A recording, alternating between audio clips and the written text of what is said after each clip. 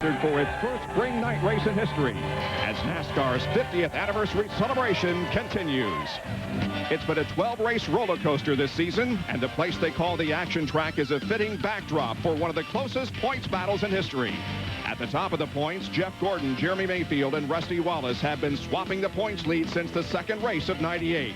But some of the Winston Cup masters have found some miseries in their quest for the Cup. With the Daytona 500 win in hand, Dale Earnhardt began the year focused on winning an 8th Winston Cup title. 3 straight top 10 finishes to start the season set Bill Elliott on the path toward a possible 2nd championship. While Mr. Consistency, Terry Labonte has found the finishes to stand the chase, but just barely. After celebrating at Daytona, Earnhardt's season has turned from trips to victory lane to journeys to the hospital. Likewise, Elliott's season has turned upside down, dropping him from the top 5 to 11 and hanging on for support. All 3 have run well here at Richmond, and they're looking to turn the momentum in their favor tonight. But they have a long way to go and 400 laps to get there. Earnhardt rolls off 38th, his 4th provisional starting spot of the season. Labonte, 16th. Bill Elliott starts from the 21st position. But Bill says it's better to give up something in qualifying as long as you have something for the race. He says he has a good car. A couple of other good cars picked up momentum last week at Dover by finishing 1st and 2nd. This promising season opened ominously for 2 of NASCAR's brightest young guns. At Daytona, pit road posed a problem for Jarrett, while Burton simmered in smoke. At Vegas, this guy in the double eights met a similar fate, while Team Roush lifted Burton to a runner-up finish, his season's best.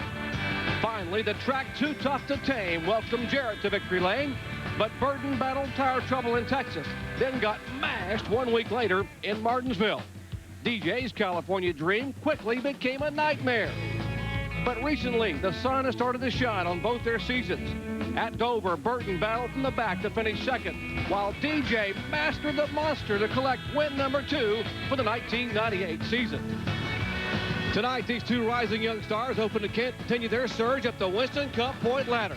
Last year, Dale Jarrett led the most laps in the spring race, only to falter late and finish 3rd. Then he roared back last fall to win. Yes, he's confident tonight, but he's also cognizant of the fact that his season has fluctuated almost on a weekly basis. Now, Jeff Burton's bid to get his first Winston Cup win got a huge shot in the arm last night with an impressive run and win in the Busch Grand National race. Couple that with the fact that he led the most laps here in last fall's Winston Cupper, and you can bet the young man from South Boston is going to be awfully hard to beat here tonight. The complex part about racing is you have to be able to do the math. In this simplistic-looking sport, if the numbers don't add up, you're not chasing a championship, you're just going around in circles. To be number 1, sometimes you have to settle for being number 3. At Dover, the best car didn't get the best mileage, but a strong run and solid finish left the points leader smiling. Jeremy Mayfield had million-dollar dreams at Charlotte, but woke to a nightmare. Out of fuel, out of contention, out of the points lead. It's hard to believe it's not the money or the win, it's the points. When Mayfield looks back at Charlotte, he'll see how costly it was. Rusty wants to make a point. He'll take the points. Fuel at Dover, tires at Charlotte. Finishes that used to frustrate Mr. Intensity. Now the cool one has learned to relax with a cold one. Yeah, I'm happy. I'm in a no bull. We finished 2nd. We gained some points, made a little cash, and we're going to have a cold Miller and go home. And it could be Miller time again tonight. But that cool chill in the air is not just another genuine draft. In fact, Rusty's been a little light on strong finishes lately. Just 1 top 5 in the last 7 races after 5 straight top 5s to start the season. After Darlington, Wallace led the championship race by 54 points. Tonight, he's 3rd, 92 back. Jeff Gordon leads the points. He's also the pole sitter. He's expected to win. Mayfield is a rising star who's never finished higher than 10th here. Points are critical, and while top 5 finishes taste great, they're less fulfilling. Wallace knows he doesn't have to win tonight because he knows eventually he will.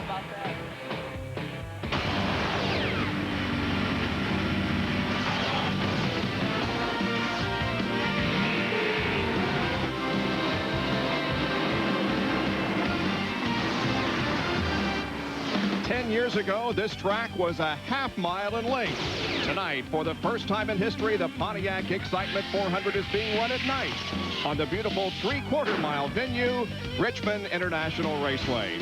And good evening, everyone. Settle in now for an evening of exciting racing. Not only are we racing at night for the first time this time of year, but we're a little later than usual, Ned. Yes, we are. We normally come here in February, and we have seen some adverse weather in February. Totally different this time. Now, it's a little bit cooler here tonight than you would expect in June, but they qualified yesterday in the late of the evening, and it was cool then. But all of their practice setting up for the race was in the heat of the day today, Benny. Oh, that's going to be tough for these guys to adjust these cars, because this afternoon at 3 o'clock, the temperature on the racetrack around 80 degrees. The surface temperature almost 100 degrees. And on the racetrack, 127 degrees.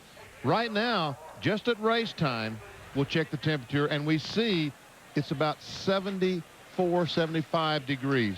5-degree in temperature, but the racetrack, the sun is gone, so the racetrack is cooling off. It's going to make it very difficult for these race cars to act like they did this afternoon. Yeah, they're going to have to. They did a lot of guessing in setting up the chassis for tonight, and we'll see a lot of adjustments made on these race cars, and those who are able to chase the track and the cars the best will be in winner's circle at the end of the race. And now, for the most dramatic words in the world of professional sports, here is Roy Robert. Gentlemen, start your engines!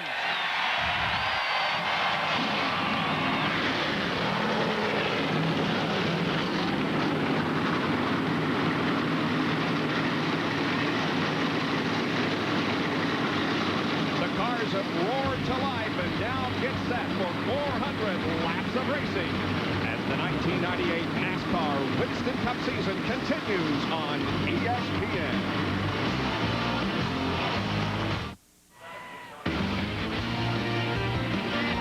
ESPN Speed World coverage of the Pontiac Excitement 400 from Richmond International Raceway, being brought to you by Pontiac and your local Pontiac dealers.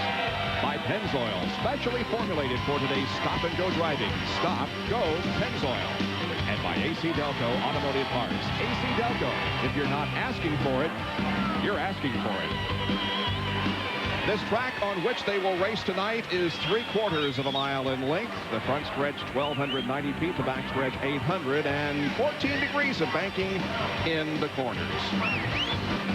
We'll go 400 laps here tonight, shooting for Rusty Wallace's record of 108.4 miles an hour set in this race of 1997 just last year. The purse amounts to over $1.7 million.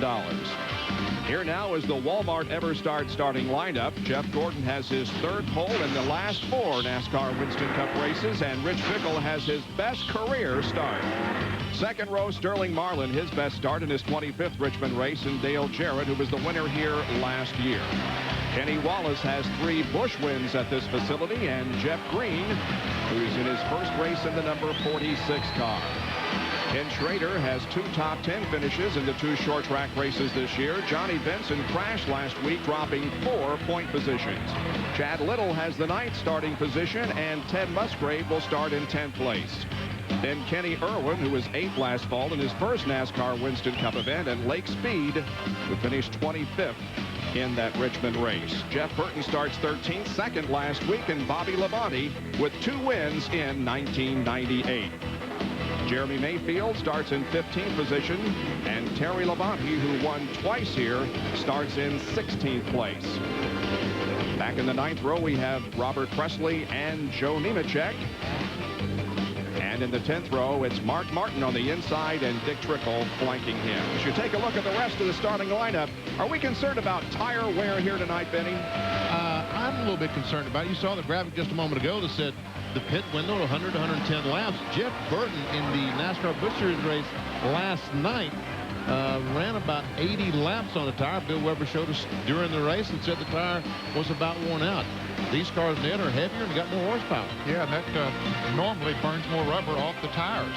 So it'll be interesting to see what kind of tire wear they do get. However, after 250 laps of racing last night, put rubber on the track, that certainly will help tire wear and all the practice today. You're looking at the drivers who took provisionals. There is the 43rd starter, Derek Cope. Several onboard cameras for you. This is Jeff Bodine. Started 41st spot. Jerry Nadeau will be right along with him, the First Plus Financial Ford Taurus. Michael Walter, the Citgo Ford Taurus. Kyle Petty is right in the Circuit City onboard camera tonight. Rusty Wallace, Miller Genuine Draft onboard camera. Mark Martin takes the green flag.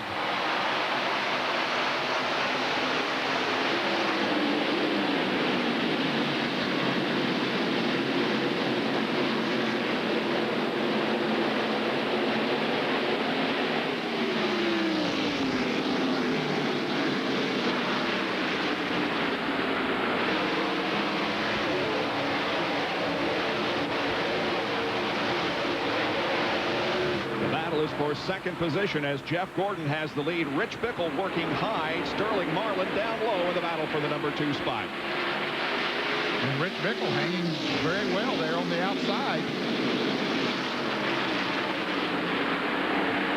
And here comes Sterling Marlin for the lead. Jeff Gordon's car is not off like I thought it would be. Jeff drifts a little bit high, and that opens the door for Sterling Marlin to take the advantage. Now Rich Bickle dives down to the inside, so before you say don't, he is back to about third spot. I'm talking about Jeff Gordon. And then another Jeff. Green runs in fourth position in his first drive, as we said, in the number 46 car. And we see Kenny Schrader on the outside, the green car on the outside. Passes Dale Jarrett on the outside. And look at Jeff Green trying to get alongside Rich Bickle. That's Green in the other green car. So that outside groove really working right now. Look at Green going up there, trying to get around Bickle. Looks like he might be able to do it.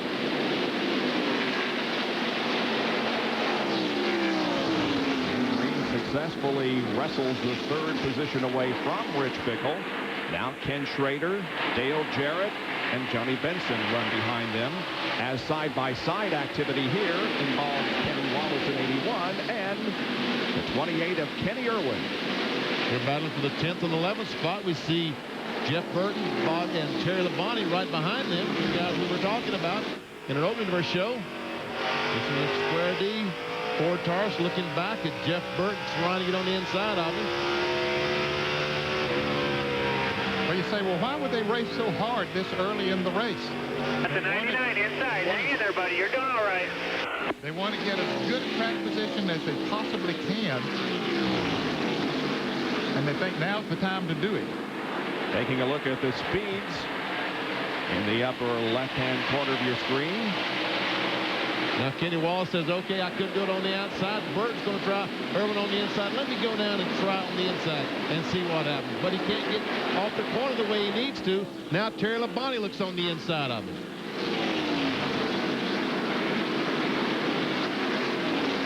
And Jeremy Mayfield in the 12 car right behind Terry Labonte. Low speed giving the challenge from Bobby Labonte right behind this battle.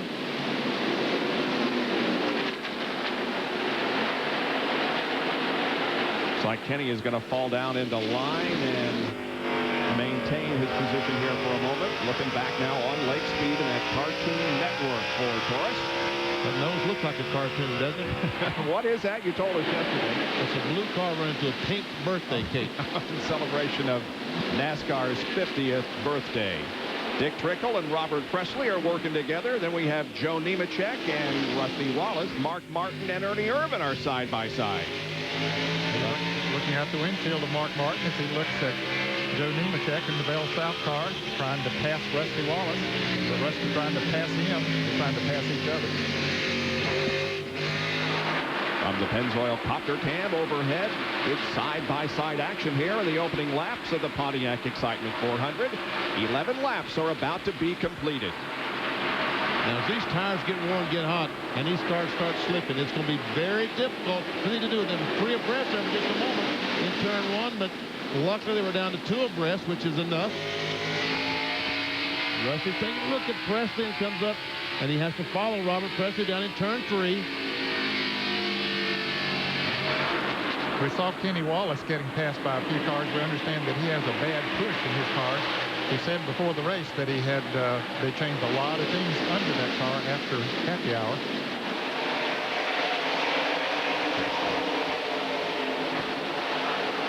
We've got about 15 cars running single file, and then back of that, we've got everybody shuffling for positions, running side by side, sometimes 3 abreast. Rusty Wallace and Nemechek are still side by side. Cannot go anyplace. Well, that is some great racing back in the pack. They're running for around 18th, 19th, and 20th. Is Bobby Labonte having a problem, Bill? Well, he thought he was, Ned, but now they think maybe it's not a problem. What happened is that an oil pressure warning light came on. He saw it. He's talked to the crew. They think the problem is the light, not the oil pressure. They think that, and they're certainly hoping that. He's running at 18th position right now. Meanwhile, Robert Presley got leg speed a little loose, and almost a spin is Rusty Wallace, who has had bad luck in the early stages of races here. Almost got spun out, but saved it. And we see Ricky Rudd on the inside of Mark trying to take that spot away. Oh, and we've got Todd Bodine up just touching the wall up between 1 and 2. Looks like the right front tire is flat on that car, maybe. Everybody scrambling to get around him, including Darrell Waltrip. Yes, we can see the right front tire is flat. No caution. Todd's going to make it to his pit stall. Let's take a look at what happened here as Rusty Wallace comes up on the outside of the 77 car of Robert Presley. And I think Bobby Labonte might have just touched Robert Presley a little bit, got him a little bit loose, and Rusty thought he was going to spin into him, so he made an evasive move. Let's go to John Curtin, who's in Todd Bodine's pit. And they changed the right side tires. They will come around and change left side tires. Kind of a slow stop simply because of the right front being flat. They had a hard time getting the jack underneath the car. On the left side, also a problem getting the jack under the car, but they finally get it up, get the tires changed, and Todd stalls the car and refires it and heads back down pit road, but he had to have lost at least a couple of laps. He did indeed lose 2 laps. The car on the move right now seems to be the 99 of Jeff Burton. He is up to 7th place. Now about the 5 car of Terry Labonte right behind him in 8th spot. And Terry Labonte started in 18th position.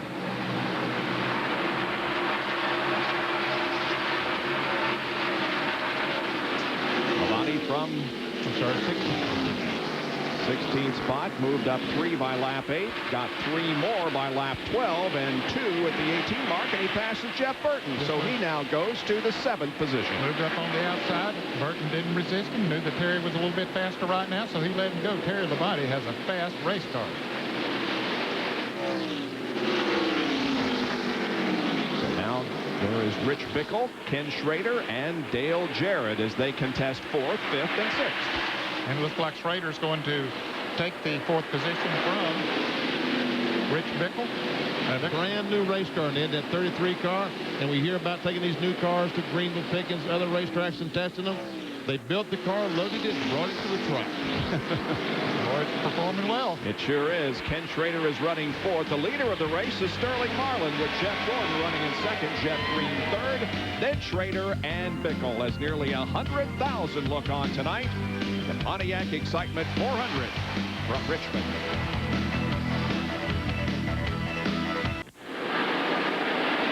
Welcome back to Richmond. Sterling Marlin has led 25 laps so far in all of 1998 to this point. He's led 15, led 13 at Talladega, and 2 in the Daytona 500. It's also the second race that he has led here at Richmond, but not since 1987. So Sterling Marlin has about a 0.3 of a second lead on Jeff Gordon. Here is the battle for the 6th position, and Bickle, Labonte, and Burton have been going at it hot and heavy.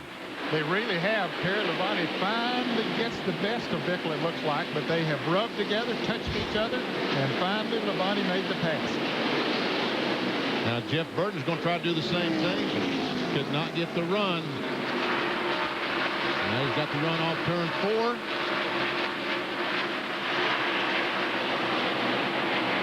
Looks like the handle has gone away a little bit on Bickle's car. Rich started in 2nd spot now and loses 7th to Jeff Burton.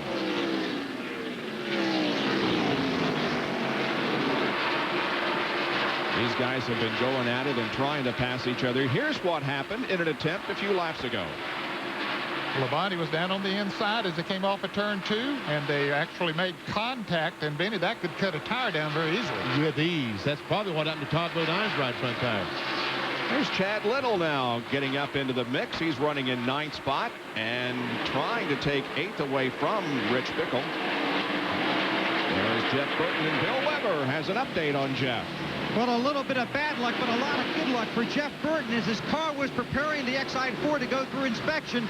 They looked at the left rear wheel hub and found out that on the hub where they wanted to put the lug nuts on one of the studs, where that stud went right through the hole on the hub. So they had to change out the entire hub. They got that car on the grid less than 20 minutes before the command to start engine.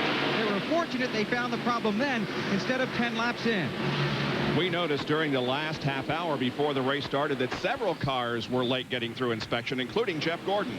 And Jerry Nadeau, the first Plus Financial car we see, trying to make it to the garage area. Obviously not under power, so he will more than likely be the first car out tonight. Nadeau, one of the rookie contenders in the NASCAR Winston Cup Series in 1998. There was first and second, and here's back to third now as Schrader has third. Yeah, it looks like the 46 car of Jeff Green is being passed by Terry Labonte. His car seems to have gone away a little bit now that we've run 35 laps of this race. And we suspected we would see some of that happen after they ran for a while. And there's Jarrett trying to pass Schrader. And look at Terry Labonte versus Sterling Marlin. We see Marlin ran 22.749. Terry Labonte 22.591, 16/1600ths of a second faster. And in auto racing, that's an eternity, 1600ths of a second. You can't say it that fast, but it is an eternity. So now Labonte closes in on Jarrett and Schrader.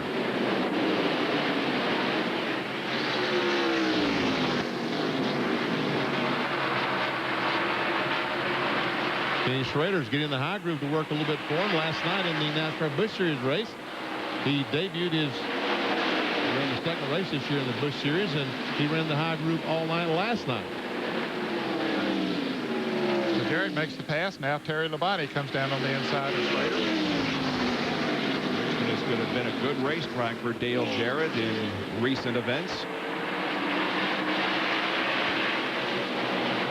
John Kernan has a couple of updates. John?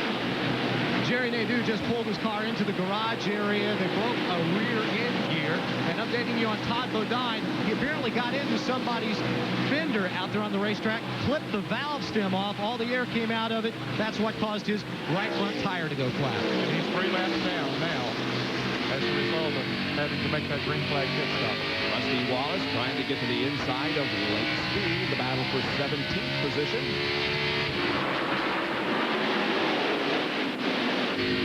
Rusty reporting that his car is very tight in the corners. He's running about less than 3/4 of a second behind Sterling Marlin. Johnny Benson moving up, trying to get to the inside of Rich Bickle, and if he does, he'll take over the 9th position. So Bickle, who started in second, now finds himself trying to hang on to a top 10. Oh, a little rough there. Goes in the corner and says, oh, just move over up a little bit because I need some more room. And now Rick Bickle wisely. He's going to let him go, I think. Yeah, spoke too soon, I guess. Jeff Green and Chad Little are involved in a pretty good race here. That's for 7th position. And Chad goes up, takes a spot away. While all that was going on, Terry Labonte passed Dale Jarrett for 3rd.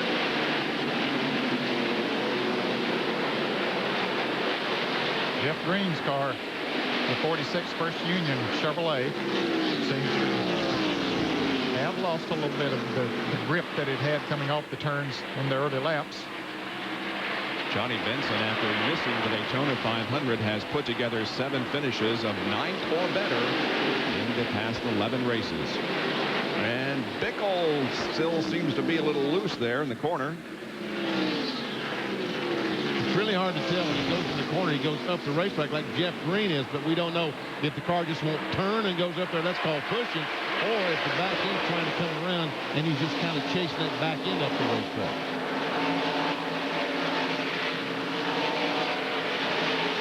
Benson's able to stay down very low on the racetrack. Gets up beside of him. Lets him know he's there.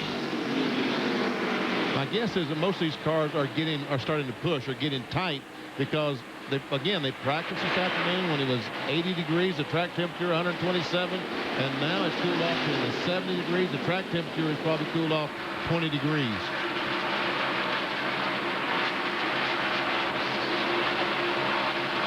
Still a great side-by-side battle there all the way around the racetrack. Jeff Green just refuses to relinquish that spot to Johnny Benson.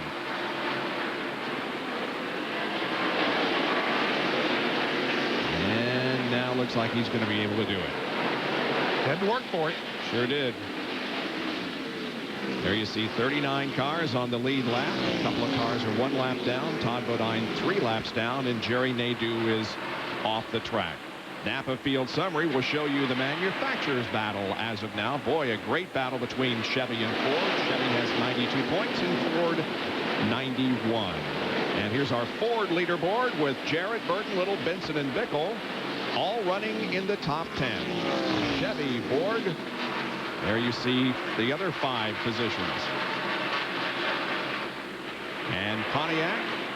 Their best is Bobby Labonte at the moment, who's back in 20th position. And this is the Pontiac Excitement 400. That's so right. They need to get going. So far, Chevy, namely Jeff Gordon and Sterling Marlin, have led all the laps so far. And we see Terry Labonte continue to march towards the front in Kellogg Chevrolet number 5.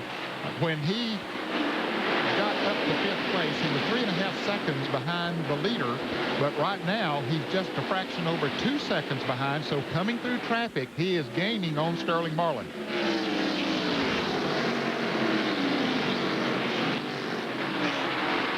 Still Sterling Marlin, however, at the front of the field. He has about a half-second advantage over Jeff Gordon as we watch some of this racing behind them. There is Sterling. 50 laps are in the books in the Pontiac Excitement 400. About a half-second lead over Jeff Gordon. Then comes Terry Labonte, Dale Jarrett, and Jeff Burton. We'll be right back with more from Richmond International. Beautiful overhead shot of this facility here in Henrico County, Virginia, just outside the city limits of Richmond. The Pennzoil Copter Cam with a great view of this 3/4 mile track. Well, the temperature continues to fall, BP. It was about 74.5 earlier. Now it's down to about 71, looks like. And that's right. And the cooler it gets, the tighter these cars are going to get, the more difficult they are to handle. Let's check in the Tabasco hot zone, see what kind of RPM and what kind of miles per hour Jeff Bodine will be able to get. This is going down into turn 3. He'll accelerate the front stretch, and we see how the RPM indicator just zooms up to almost 8,800 RPM. This is the tightest part of the racetrack. Down in 1 and 2, we'll see it goes down to 90 miles per hour. And he goes down in the corner, and we'll see how difficult the car's going up the racetrack. He's turning. Not doing a lot of turning. With regular tires, you don't do a lot of turning. You don't chase the cars like you used to with the bi-split tires. Here's Mark Martin coming towards the front in the 6th car. He's trying to take over 10th now from Rich Bickle, who started on the outside pole in the Thorn-Apple Valley Ford number 98. Mark having a little trouble getting around. Coming off turn 2 now, heading down into turn 3. By the way, Jerry Nadeau, who was behind the wall, is back in the race. He is 28 laps down. And Mark Martin successfully makes the pass on Rich Bickle. Takes over the 10th spot. He's about 8.5 seconds behind the leader, Sterling Marlin. Meanwhile, the lead has tightened up as Sterling Marlin now has Jeff Gordon with about a car length separating them or less. And look at Terry Labonte. He's coming right in there on them, too. And look who's up in front of him. The 3 and 4 car of Dale Earnhardt and Bobby Hamilton racing side by side. They're back there in 34th and 35th position. Bobby Hamilton won on a short track earlier this year. And, of course, Dale Earnhardt, the winner of the Daytona 500. John Kernan has more on Dale Earnhardt. Bob, early in the race, after starting 38th, Earnhardt knocked off 6 or 7 positions. But then, right before Todd Bodine had his problem with the tire, Earnhardt got into somebody. I don't know if he got into Bodine or not with his left front. What it's done is done some fender damage and also knocked the toe out of the car. So the 3 crew right now desperately hoping for a caution so Earnhardt can stay on the lead lap and that they can get him into the pits under caution with the yellow out and set the toe right. So right now he's got quite a handful as he battles to stay on the lead lap. Indeed, he's back in the 35th position and just about to go a lap down. Meanwhile, we're on board with Kyle Petty. The Circuit City onboard camera as he has caught the 133 car, Ken Schrader. Meanwhile, back up front, Sterling Marlin, Jeff Gordon, Terry Labonte, Dale Jarrett, all nose to tail, the first 4 cars. And now Dale Earnhardt is going to go a lap down here as the top 4 are behind him. Sterling Marlin makes the pass. This traffic has really closed up these top 4 now. Jeff Gordon tries to get around, and Jerry Punch has a report on the 88 of Dale Jarrett. Interesting how rapidly these drivers can adjust, and that's a sign of a great race car driver, or at least a smart race car driver. When Terry Labonte came by Dale Jarrett a little while ago, Dale's car was starting to go away just a little bit. Todd Parrott said, basically, follow the 5 car. Let's go groove hunting out there. Let's find us a line. Let's go low for a lap or 2. Let's go high for a lap or 2. DJ followed the 5 car and now has settled in right behind him. Apparently, from listening to the radios, what the drivers are fighting are 2 problems. It is getting cooler, as we showed you, which makes the cars tighter. But, like we saw last night, they're also wearing the sealer off the track, which is making these cars get looser and looser. Some of the crew chiefs think the sealer situation is going to be the more severe, so the cars will eventually begin to get looser as the night wears on. When the car is getting loose, as Jerry Punch was talking about, the right rear tire is sliding. But if the car has some push in it and that sealer goes away, then that right front tire is going to start sliding across the racetrack, and the push will be more pronounced than before. Well, now instead of the top 4 cars running together, here comes Jeff Burton up, and he'll make it a 5-car battle. Yeah, while they were battling with Earnhardt there, putting him a lap down, Burton had dropped about 1.5 seconds behind, but now he's closed it right up. Sterling Marlin, 24 races here at Richmond, 2 top 5s. His first was back in 1988. 6 top 10 finishes here. His average finish is 18.4. Sterling Marlin has led 68 of the first 70 laps, with Jeff Gordon leading the other 2. And now Terry Labonte is taking second place away from Jeff Gordon and may bring Dale with him.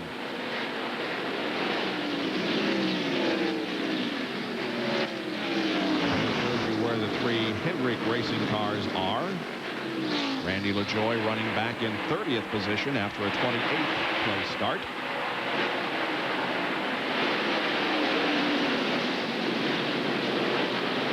And Gordon looks like he's going to fall to 4th.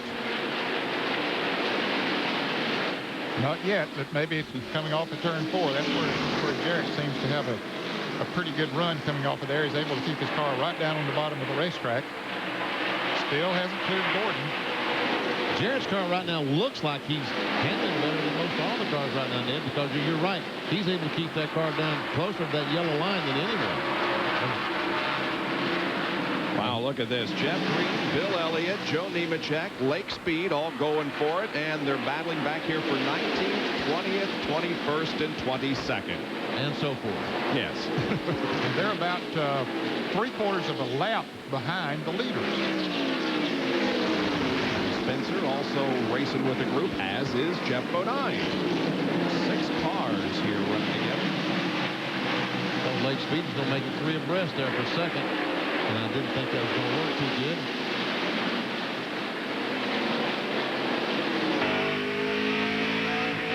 Back in the Tabasco hot zone, Jeff Bodine with this contest for position up ahead of him. Darrell Waltrip is in the pits, and the Pennzoil car number 1. That's the earliest pit stop that we've seen, 75 laps. He's going out of the pits actually now. And I would imagine a lot of teams are very interested in the tire wear that the Pennzoil Chevrolet is getting. Yep, I think you're right. Just go down and look and see how it was.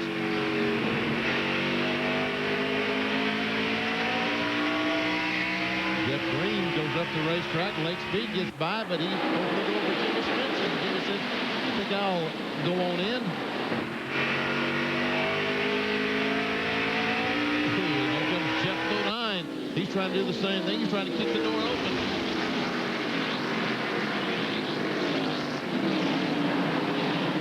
And Terry Labonte has caught Sterling Marlin. And Jeff Burton has caught Jeff Gordon. The Gordon car seems to have gone away a little bit.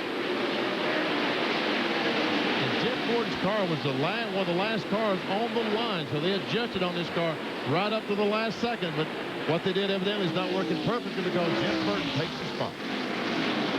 Jeff Burton and Jeff Gordon racing for 4th position here, and now a half a car length advantage for Jeff Burton as they race toward turn number 1 and a successful pass. So Jeff Gordon, who led the first 2 laps of this race, now falls back to 5th spot.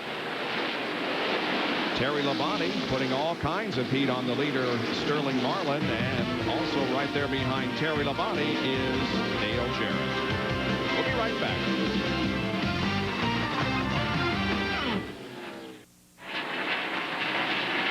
Do we have a new leader? We have a new second place car also. Terry Labonte has taken the Kellogg Chevy to the front, and Dale Jarrett in the Quality Care Ford has taken 2nd position. Here's how Terry got the lead from Sterling.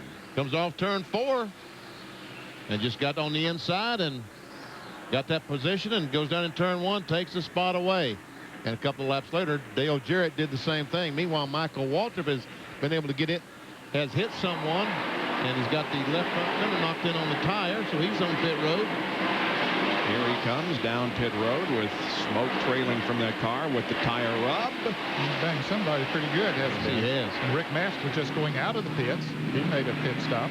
He was also smoking. Don't know whether that was from a mechanical problem or a tire rubbing, but in any case, the Citgo team is hard at work on Michael Waltrip's machine, getting it ready to go back out. John Kernan is right there. They're changing the left side tires, pulling the sheet metal away. He had gotten into, from what I could see here on the front straightaway, he got into the back of the 36 car. You can see the left front of the air dam is pushed in. They pulled the sheet metal away from Michael's car, and he has gone out onto the racetrack. Now, the 75 car, Rick Mast, was leaking fluid onto the racetrack. First, they thought it was water. He came into the pit.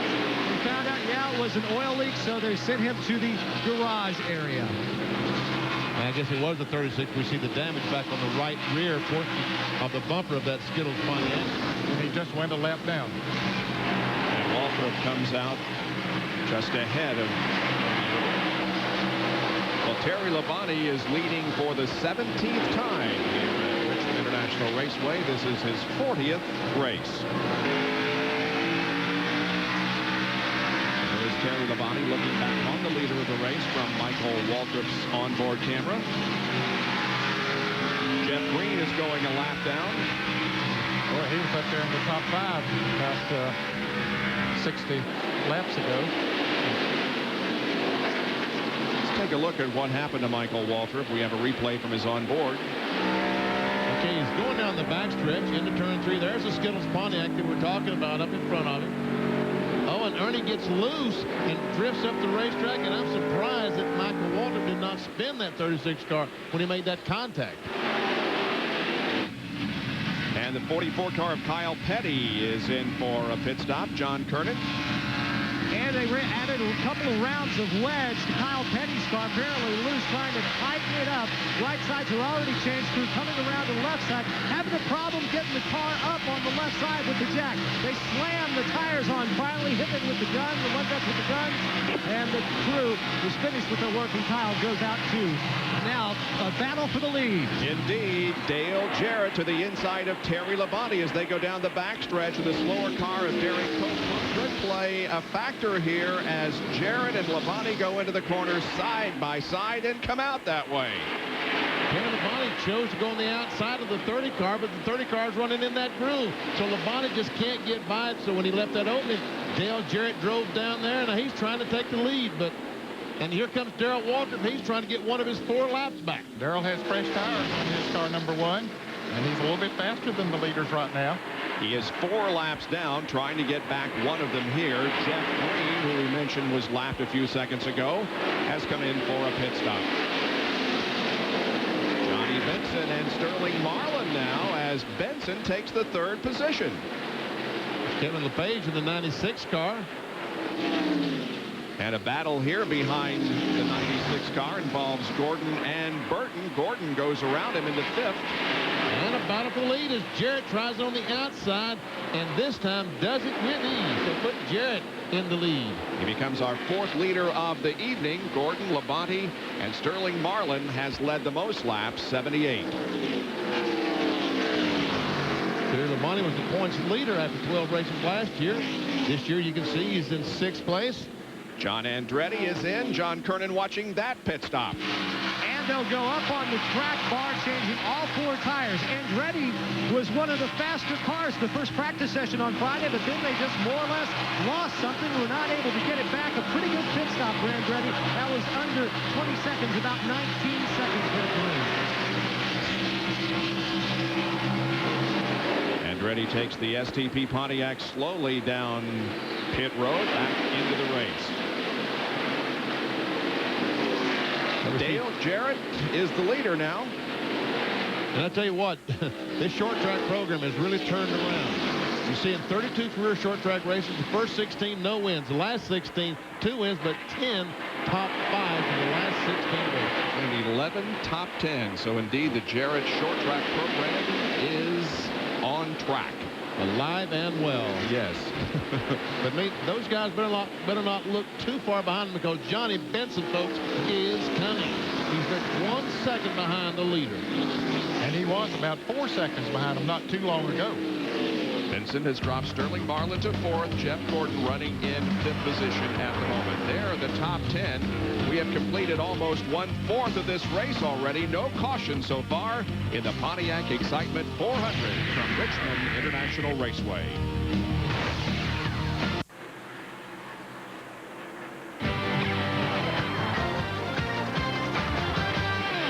ESPN Speed World tonight at Richmond International Raceway, as about 100,000 race fans have gathered for this first night race in the springtime. And we still have great battling going on out on the track. Here are the Roush Racing cars and where they are on short track points earned in 1998. You see Ted Musgrave has earned the most among the Roush Racing team. He's 3rd in points. Now let's see where all these guys are running right now. But the guy to look is Johnny Benson. He has passed Terry Labonte and gone to 2nd. No, he has passed Dale Jarrett and gone to 1st. Has he? Wow. Wow, there's their leader of the race, Johnny Benson, the Cheerios, Ford Taurus. Dale Jarrett is 2nd, and now Terry Labonte is back to 3rd. And right in front of this is a wreck trying to find somewhere to happen. That's the truth. There, a bunch of cars really been going at it out there. Some of them have made pit stops on new tires. The 43 car has made a pit stop, and I think Ernie Urban has in the 36 car, and they have really been going. Look at Benson go between them, splits them. Sterling Marlin has been in for a pit stop. He was he led the race for a long, long time. Well, Benson is trying to lap the 9 car of Lake Speed, who is running in 21st position. Dick Trickle has come in for a pit stop in the Heilig Myers car.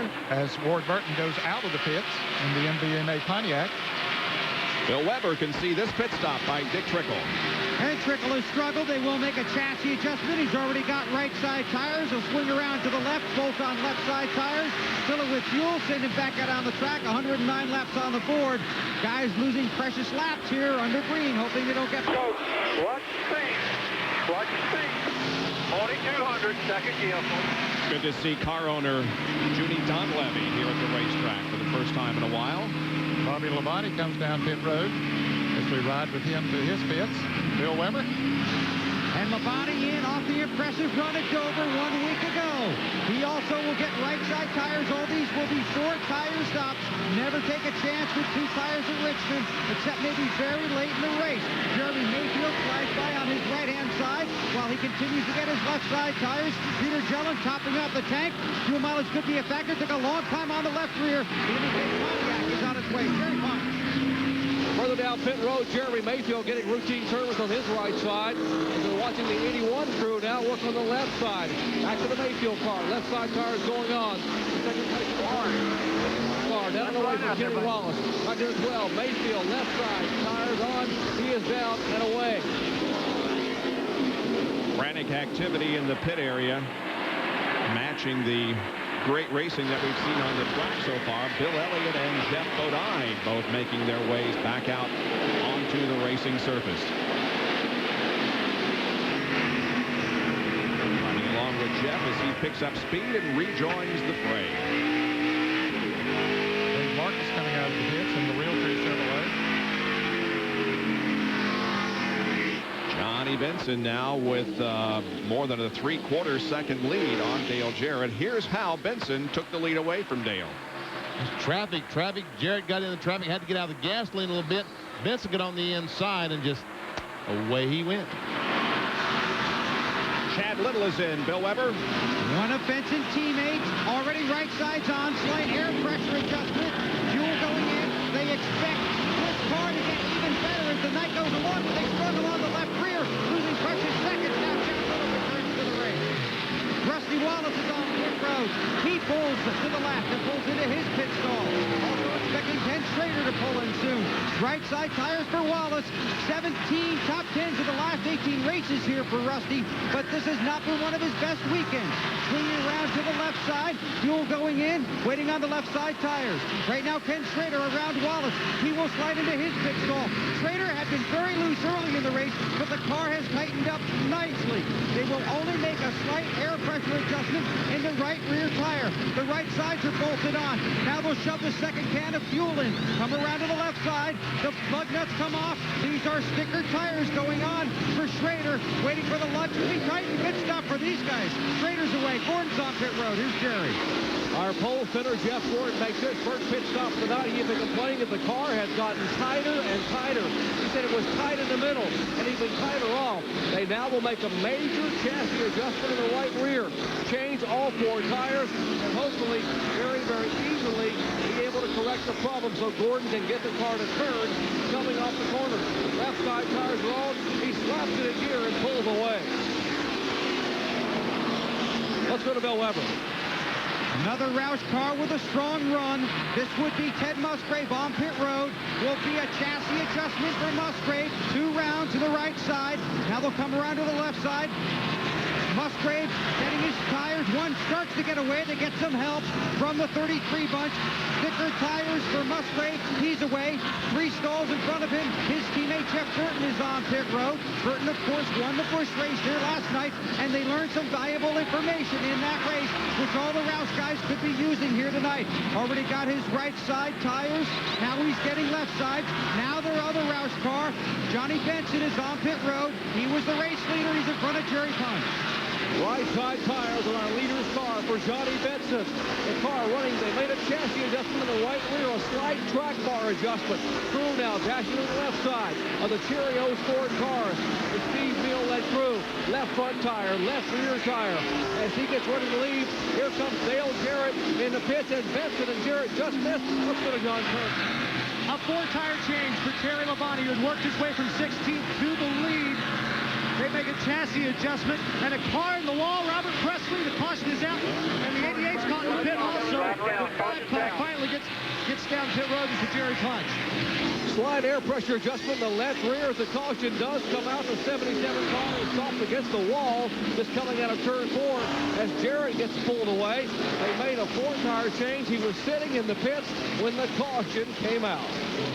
So is Mark Martin. His caution coming at a very inopportune time for a lot of drivers. But a very opportune time for most everybody else had stopped, and those cars that were caught on pit road were the last of the cars to on the lead lap to pit, so it's going to put a lot more cars back in the lead lap. And there we see the contact between Michael Waltrip and the 77 car, which caused Robert Presley to smack that wall with the right front of his car.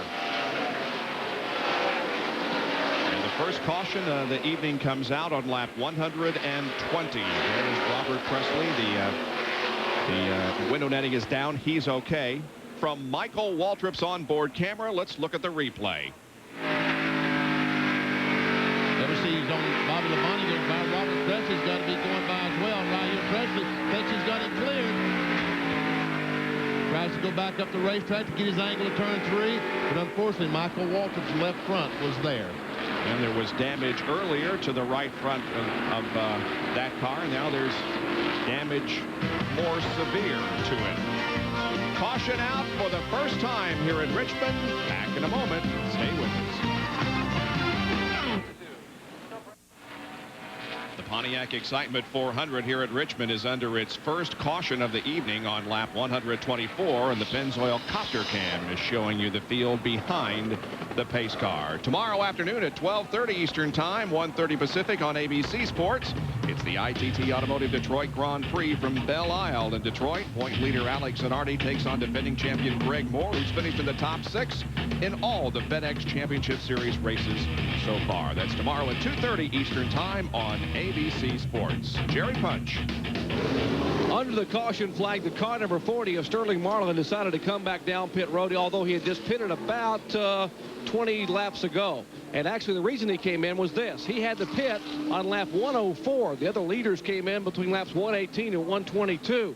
He has about a 15-lap disadvantage because he's not getting that good of fuel mileage. And Tony Glover decided to make the call and bring him back down pit road. Now, also a moment ago, Dale Jarrett pitted, came back in. The reason for his pit stop was because he was sitting on pit road when the caution came out and left so quickly. There were only 3 lug nuts on the left rear. They said, we're not taking any chances at all. We're going to bring you back in and put the other 2 back on. Let's check in with John Kernan. Terry Labonte also pitting on the same lap, and his car was just a little bit loose into the turns, loose off, so they made a couple of adjustments, a minor air pressure adjustments on the left side, and they also added some wedge to help that car out, and the handling should tighten it up just a little bit. Michael Waltrip is back on pit road after the contact he had. They've had to tear away part of the left front fender. Now the crew taping the nose to the hood. Michael likely will be in one more time, but the amazing thing about Michael is he's still on the lead lap. Bill Weber? Well, you try not to get too excited watching some of these guys from pit road, but a great night for Ken Schrader and for Chad Little. 19.1 seconds for the guys for pitting Andy Petrie's car. Of course, he owns Schrader's car. That's a nice, solid stop. And we saw Chad Little's guys struggle a little bit on the left rear. Actually, they had trouble getting the jack under the left side of the car, so that cost them precious seconds. But still, Schrader is 5th, and Chad Little is running 6th. Now, Bobby Labonte was 14th on the racetrack after the caution came out. He opted to come on the pit road and get 4 fresh tires, just a handful of laps fresher than everybody else, but he's hoping that strategy will get him a little closer to the front of the field. He had a great race at Dover coming from the rear 1 week ago. We'll see how this works here tonight. Bobby Labonte tightening the belts, getting ready for the restart. Here's why we're under the current caution. Once again, the blue car on the right side of your screen. Robert Presley goes, he thinks he's clear of Michael Waltrip. He goes up the hill to get back in line, and guess what? Michael was there and turned that Jasper engine car in the wall.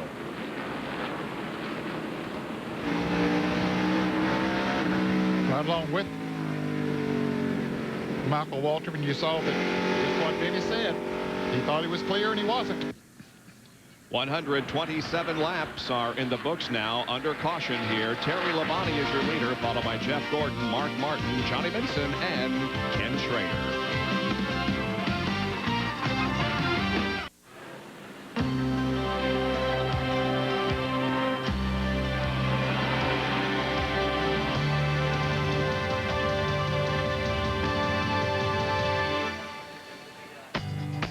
longer just a regional sport for race fans in the southeastern United States, the NASCAR Winston Cup Series has evolved into a big business, captivating the attention of race fans nationwide.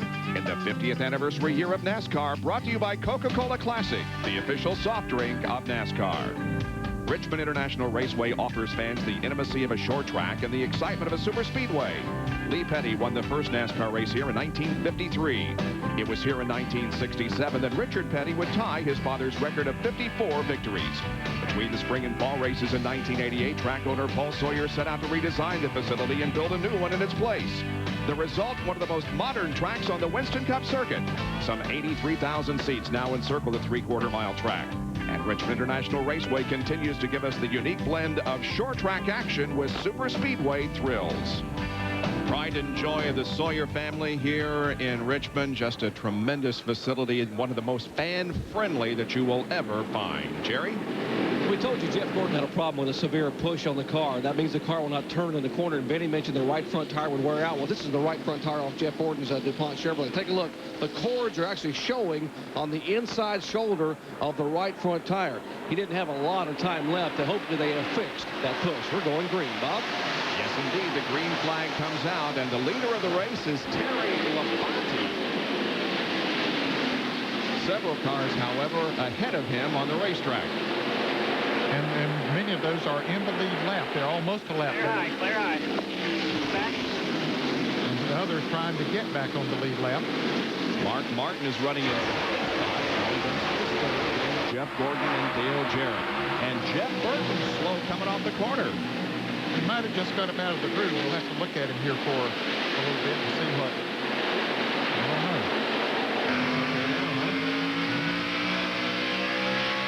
Bobby Labonte, the food line onboard camera, watches Jeff Burton going the corner on the outside of him, so it looks like he is back up to speed. Burton is running in 13th position. Bobby Labonte trying to take that away.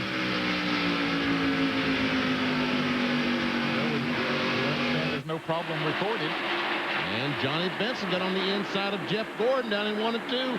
Could not quite make the pass. We see Mark Martin, our second place car. There's third and fourth, and now Ernie Irvin trying to go by Benson on the outside. Irvin is, in fact, the car a lap down. And here comes Jeff right on the back bumper of Mark Martin. There are 23 cars on the lead lap. Brett Bodine is in the 23rd position in the car number 11, and he was about to go a lap down. You saw him in the picture there with Terry Labonte almost up beside him there a moment ago.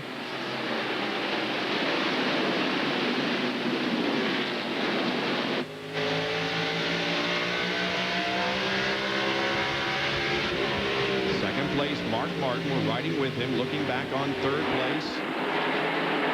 Jeff Gordon. And something is wrong with Benson. He's showing up there beside Jeff Gordon just a moment ago. He's fallen back 4 or 5 car lengths. So evidently, his car did not like that chassis adjustment they made on the pit stop. Or if they made one, possibly needed to make one. He is in a battle there with Chad Little for the 5th position, his teammate. Well, on his other long run there, it was towards the end of that long run when he was really good. And so the car might be a little bit tight. I would guess that it's too tight here right now. Gordon is going to black flag the 98 of Rich Bickles. Got something dragging there on the left rear. Yeah, it looks like there's something, Jerry. That is the overflow tank that they make them now run for the radiator overflow. It's inside the left rear fender, and actually what happened is he had some fender damage, and now that tank has come loose and was bobbing and dragging on the racetrack. As you said, Bob, NASCAR is going to black flagging to bring him in.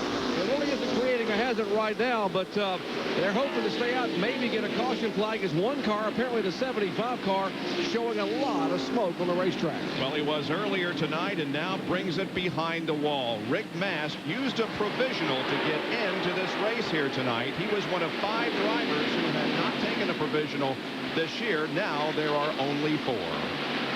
There's Terry Labonte. He's the leader. That's Ward Burton in car 22 right in front of him. Ward is in 20th position, now about to go a lap down. And the other 4 drivers who have not taken provisionals so far in the 1998 NASCAR Winston Cup season are Rusty Wallace, Jeff Gordon, John Andretti, and Dale Jarrett. But you can see that all of them have some rather bad starts here. Wallace, worst start was 23rd, and Jarrett's worst start was 36th. That's amazing, though, to think that only 4 drivers have not taken provisionals here, as we're in 13 races of the season. If that was the end of the year, or 13 races to go, it wouldn't look, but here just after 13 races, that is amazing. Yep. Shows you how tough it is in qualifying. Martin, the third-place car, trying to get by late speed. Meanwhile, there's Kenny Schrader in the 33 Skoda car. He's back in 4th spot, and Benson is now 5th.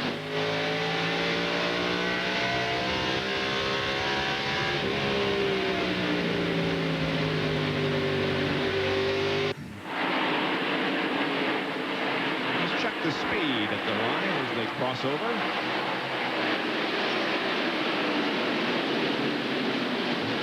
The only driver over 120 miles an hour. But he's out there in clear sailing right there. No cars where many of those others are back in heavy traffic. Dale Jarrett, the 3rd fastest. And he was in heavy traffic. Yeah, he's back in 10th spot. Once again, there is Jeff Gordon, who is running 2nd, and Mark Martin, who is 3rd.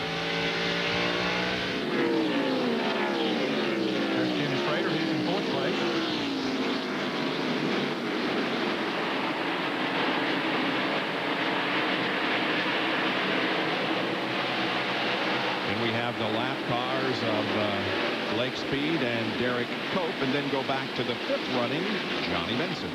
And Rich Bickle, the outside pole sitter, Thornapple Valley Ford Taurus on pit road. Unscheduled pit stop. Jerry? And they had told Rich if he didn't come in this time, they would stop scoring him. He was hoping to get a caution flag. They come in, and there's that overflow tank, and they're trying to pull it. They pull, and they snip it. He's down and away. They were going to cut him, but a guy grabbed him with his left hand and just snapped a little plastic tube, and he is away. Knocked him back on his heels, but got the job done, and Bickle is back in competition. And boy, did he come back in competition right in the middle of a lot of cars. Okay, we left off with Benson there in the 26 car, who's in 5th spot. We drop back to his teammate, the John Deere car driven by Chad Little. He's having a good run in 6th position. Jeremy Mayfield, the Mobile 1 Ford Taurus, is the next car. And you see, smoking back there? Yep. Under a caution, he had contact with Dave Marcus, and that's resulted in a little bit of tire rub.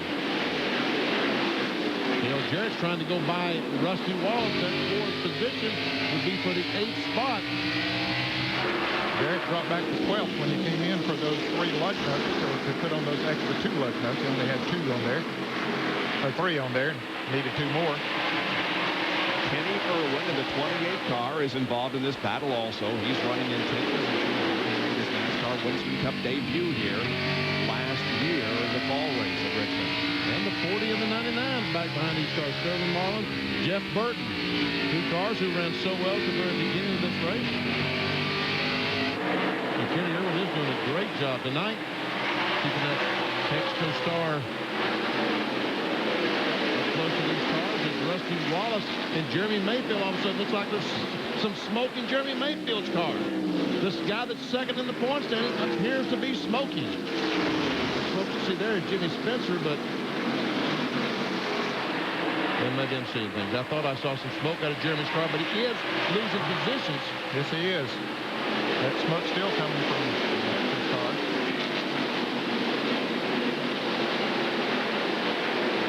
NASCAR's keeping a close eye on Jimmy Spencer.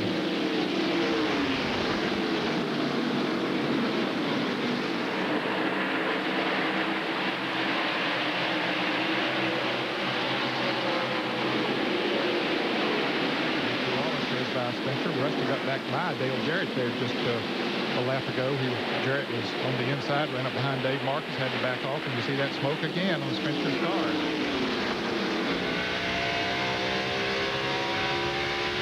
Well, Martin seems to appear to be closing in on the back bumper of Jeff Gordon. Still hadn't heard much of Mark Martin here tonight, but he is in 3rd place and closing in on 2nd. see Grissom on the outside of these two cars. Very much. Let me show you the animal that caused that stop and go on the pits. I'm going to go for Rich Bickle. This is simply an overflow tank, and they just pulled this tube here and ripped it in half. Let me show you where it was scraping the racetrack. The bottom of this tank was rubbing the racetrack and already had a hole in it, so any water in here had already come out. It was sort of bobbing against the racetrack. Fortunately, they were able to rip it off without losing any more valuable time here in the pits. Terry Labonte has about a 1 1/3 second advantage over second place Jeff Gordon. Well, here's a battle going on between Jeff Burton, Bobby Labonte, and Jeremy Mayfield. Burton in the 99 car, Mayfield in 12, and Bobby Labonte in the green number 18. They're battling for 11th, 12th, and 13th. I don't see smoke out of the 12 car right now, so it might have been residual smoke from Benson's car that I was seeing just a moment ago. Bill Weber? There's clearly some kind of flame visible from pit road underneath the 12 car. Jeremy has not said anything about it. Some speculation down on his pit. It could be a piece of rubber burning. It's hard to see from the camera angle, but you can clearly see it standing here on pit road. There's a glow of flame underneath the 12 cars. Yeah, we can see it, Bill, under the car when he goes in the corner. Right in the middle of the corner, right in the middle of the car, I should say, you'll see a flame in there. Yep. So something is amiss. There's no doubt about that. Well, he has lost several positions in the last few laps. He's back to 12th. Could that be a broken exhaust pipe? Could be. I don't really know. Bill, you got any more information? Benny and Ned, they think it's some kind of piece of rubber underneath there, either used in there for a suspension piece or maybe something holding a piece into place. But they're hoping that it will just actually burn itself out. You see, it's not spark. It's not metal that's dragging the racetrack. Otherwise, it would be in a spark mark. But in fact, it's a fire under the car.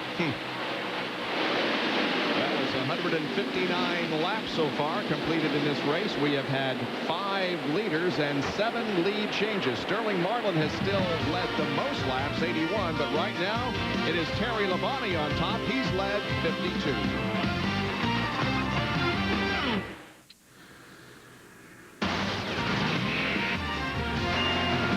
Welcome you back to Richmond International Raceway, where the Pontiac Excitement 400 is 166 laps in.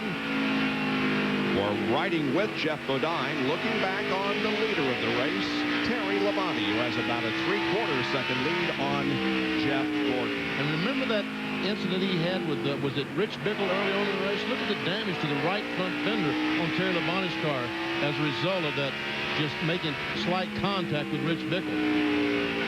He's trying to get around Jeff Bodine and put him 2 laps down. He just passed, as you can see there on the right of your screen, Bill Elliott, who was running in 19th position, so there are now 18 cars on the lead lap.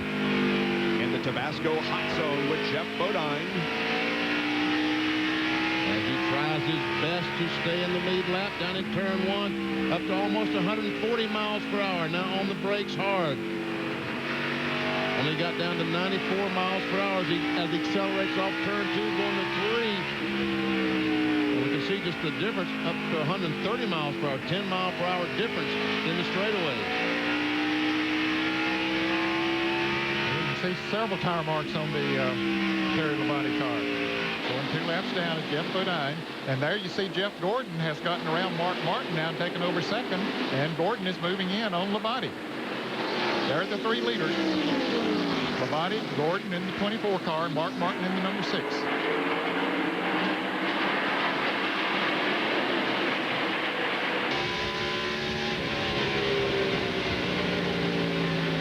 On board with Mark Martin, who has 1 win here at Richmond. He won this race in 1990. Finally gets by Jeff Bodine, and Jeff Bodine's going to try to come back on the inside. Boy, Terry Labonte don't want to see that. He said, I need this clear track out here to be running.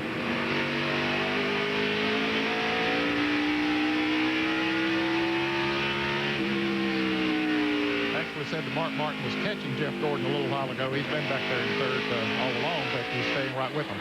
Yeah, he's not anymore. There we go. Mark Martin moves to second.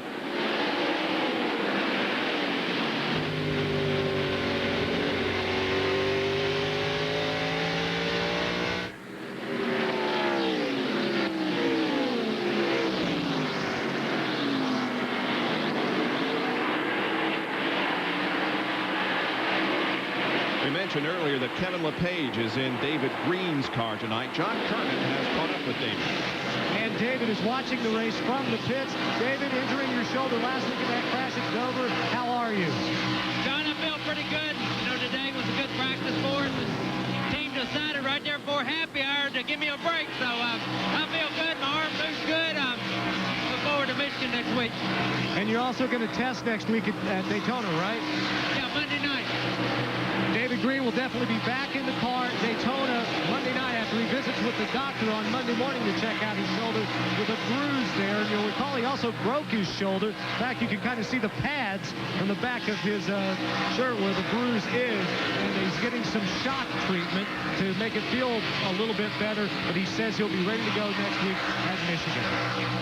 Napa Field Summary is showing you the point positions as of right now. Johnny Benson is up 4 spots. He is running 5th at the moment. Bobby Hamilton and Brett Bodine have each lost some positions. The past few weeks, the points positions have been very significant. And of course, everybody is chasing that $1 million+ bonus at the end of the year. Look at Dale Jarrett's left front brake rotor. As he goes in the corner, it just gets cherry red as he tries to close up on the back of Rusty Wallace. They're trying to pass him on the outside as Rusty has not been able to get around Brett Bodine. Brett running the high groove. Jarrett figured, well, he's run a little bit faster, but now Rusty gets on the inside of Bodine.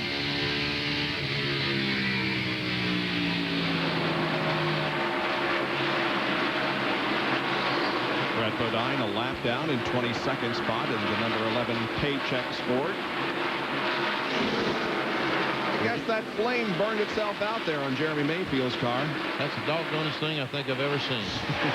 In all your years of racing, in all my years, I've never seen anything like that. That's not Jeremy Mayfield, that's Rusty Wallace we're seeing there. And finally, he gets by Brett Bodine. Now, can Jarrett do it?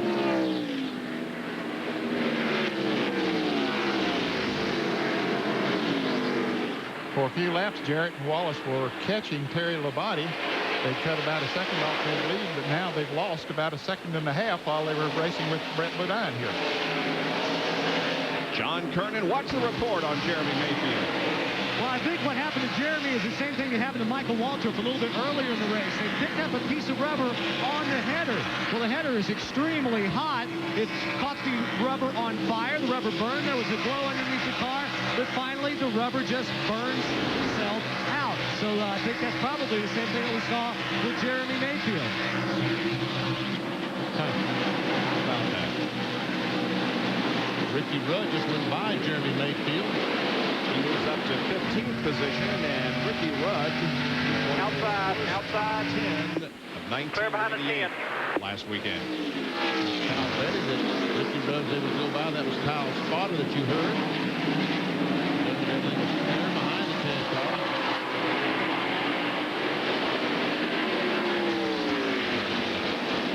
Rudd, since his win at the Brickyard 400 at Indianapolis last year, has been on a downturn, so to speak. Only 1 top 5, 3 top 10s. His average finish only at 26, but as I said, he did finish 6th last week at Dover, his first top 10 of the year. Well, we have a battle for 3rd here between Jeff Gordon and Ken Schrader.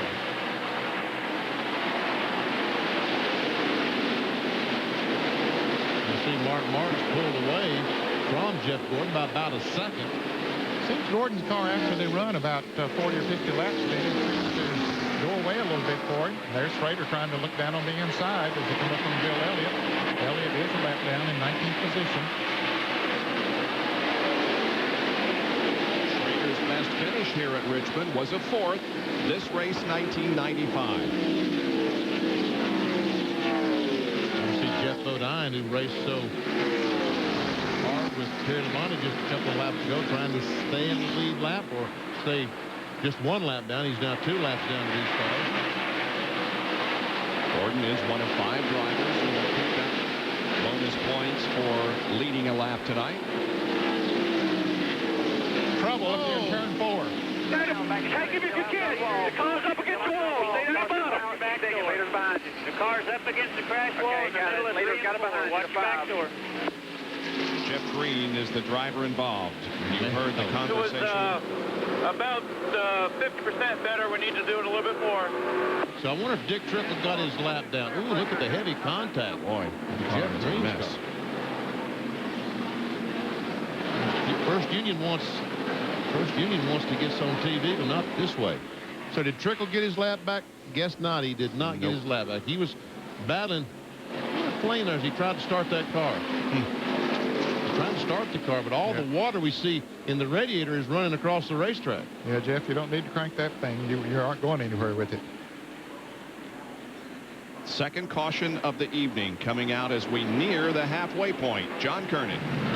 And the leader of the race, Terry Labonte, will be the first to hit his pit stall. He's right across from the start-finish line. He says the car is just a little on the loose side, but he also told Andy Graves that the car was also pretty good. No adjustments right now. Left side's going on. Let's go to Mark Martin's pit and Bill Weber. Mark Martin has right side tires and is now getting left. Whole lot of fuel in. I had just talked to that crew. Very pleased with how the car is running. Clean off the grill. Mark Martin's away. Here's Jerry Punch. Right side tires already have gone on Jeff Gordon's DuPont Chevy. Left side tires, no other adjustment. The previous adjustment has gotten rid of the push. Jeff says now we're a top 5 car, and we're gaining on him as he is down and away. In 20.8 seconds for the Jeff Gordon pit stop, here comes Bobby Labonte, Kenny Irwin, Sterling Marlin moving out. So is Joe Nemechek. And Johnny Benson lost about 4 or 5 spots. And Jeff Green's looking for somebody. He's a little angry with somebody. I think you're right. I'm just glad to see he's okay, because that car was really taking a beating there. Wow. Is he just trying to get across the racetrack, or is he looking for somebody? I was like you, Benny. I thought he was looking for somebody to come around that he wanted to shake a finger at. But maybe he's just waiting for the traffic to go by so he can go down across the racetrack. Yeah, oh, there it is. You're right. Was that Musgrave? Yep. Looked like a yellow and blue car. Yep. So Jeff Green is okay, but unhappy with Ted Musgrave as he scampers across the track to a safer position. Didn't have far to run to his pit. Well, let's take a look at this thing, and we'll confirm whether or not it was Ted Musgrave.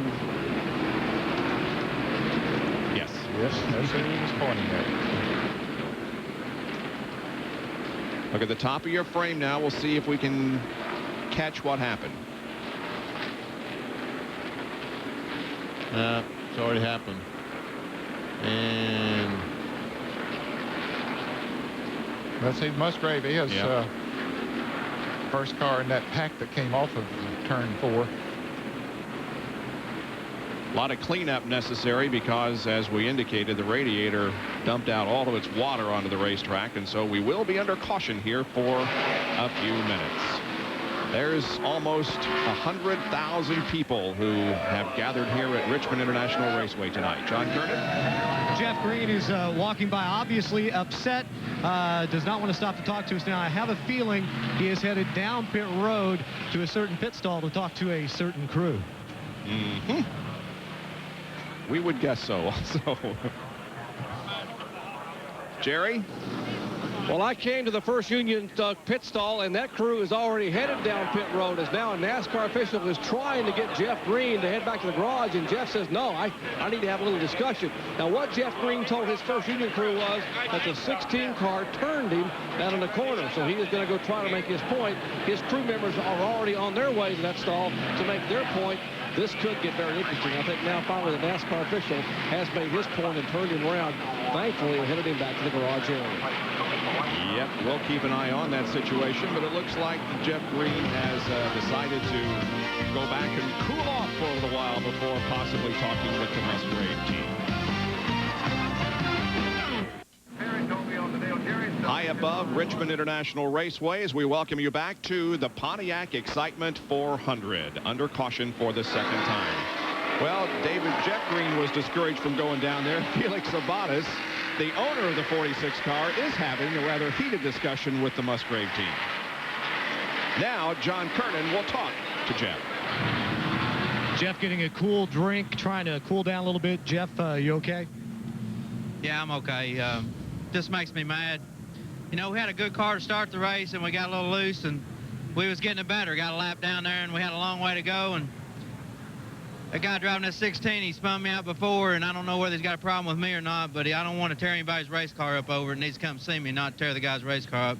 Felix gave me opportunity to run, and thought we was doing a decent job. You know, we wasn't going to have the best finish, what we thought we were going to have, but had a long time to work on it, you know, and got to see the checkered flag before we can finish well. So I just, you know, I don't try to rub on anybody or wreck anybody, and he's done it to me twice now, so I'm going to have a talk with him. All right, that's Jeff Green. Good luck next week, Jeff. There is Felix, the owner of the Savco Racing team. Well, we're 8 laps away from the halfway point here at Richmond. The lead is held by Terry Labonte with Mark Martin running in second.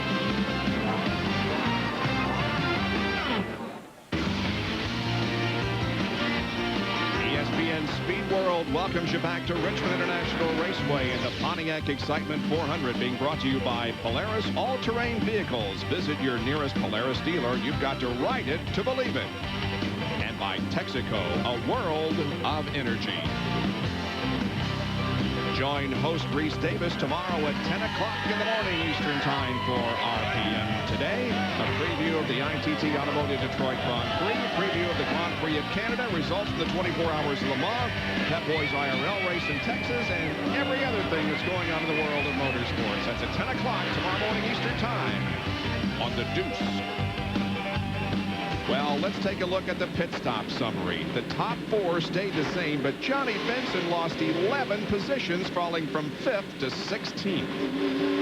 As we ride along with Mark Martin, when he made his pit stop just a moment ago, there was somebody down there trying to... if you're looking close on his pit stop, see this guy here?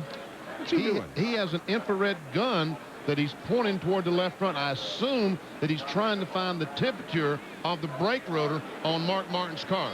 See the little light that he's pointing toward his wheel? I think he's trying to get the temperature on the brake rotor. High tech, huh? That's amazing.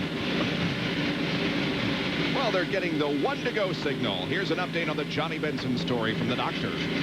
Seems to be a case of missing lug nuts. Again, as we saw with Dale Jarrett's pit stop earlier, Johnny Benson came back in. They only had 3 lug nuts on the left rear. And here's what you call teamwork, guys. That's Jeff Hammond, who is the crew chief for Chad Little, another one of the Jack Roush cars. He is still going to call Chad Little's race, but he has come down here to be the jack man for Johnny Benson. They are short a jack man, so now a crew chief will be jacking a car he's trying to beat. Cooperation, huh? Yeah, Benson did have a slow pit stop that last time. I don't know. There must have been a mix-up. And as Jerry said, left the pits and flipped the lug nuts off, and you got to come back and get them on. So he drops back to 16th, and there's only 17 cars on the lead lap. The 17th place machine at the moment is Michael Walters. We're on board with several cars as we get set for the green flag. Here we go again. Well, Mark jammed that 3rd gear, didn't he? He said, I got to go.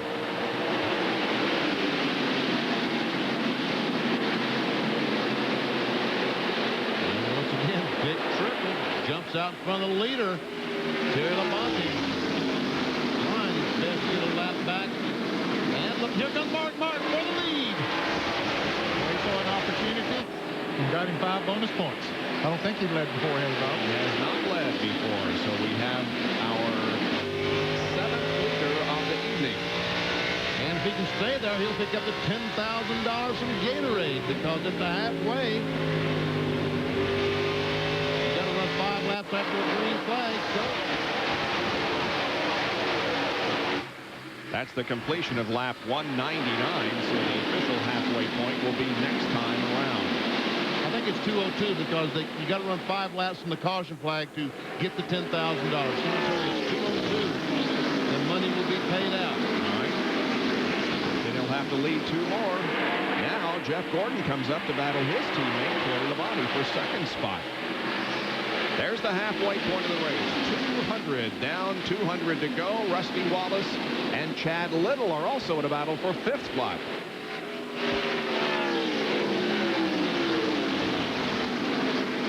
Dale Jarrett trying to get by Jeff Burton.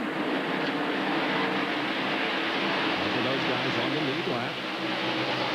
Jarrett trying to pass Rusty on the outside. And Burton has come up there to contest the situation as well.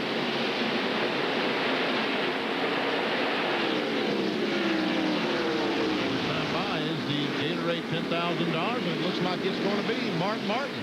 Yeah, he's got himself a comfortable lead there. But the leader at the halfway point in the first 12 races of the year has gone on to win only 4 times. 76 Challenge money is worth $15,200 tonight to the pole sitter, Jeff Gordon, if he can pull off a victory. And there'd be, what, about $20,000 or $30,000 from Winston as well. If he could win, because he would be the point leader coming in, and of course he would be the point leader going out. Here's our Napa Field summary again, showing you the manufacturer's battle and the laps that each has led. And a pretty good rookie battle going on, and Kevin LePage, of course, did not want to sit out tonight's race. And the 3 abreast. Rusty drives his best. He can only inside, and we got 3 abreast. Jeff Burton gets by, and now Rusty says, look, I got to go on the outside. And in doing so, it just about runs in to Rich Bickle in the 98 car. Well, that could have been a wreck. It was. It just didn't totally happen. whoa, look at Rusty and Jeff Bodine rubbing on each other. And we see the bumper on the back of the 7 car a little bit loose. I think that Rusty got in the back of Jeff Bodine going down to turn 1.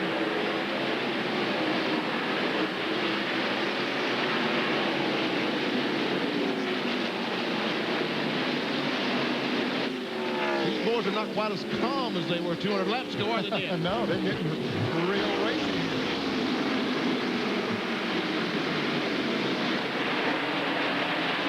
See Jeff Burton trying to get by Jet. Here's what we see Rusty Ross going down in turn 1. This is Jeff Bodine. Oh, that's what happened to the rear bumper on that car. Wow. Yeah.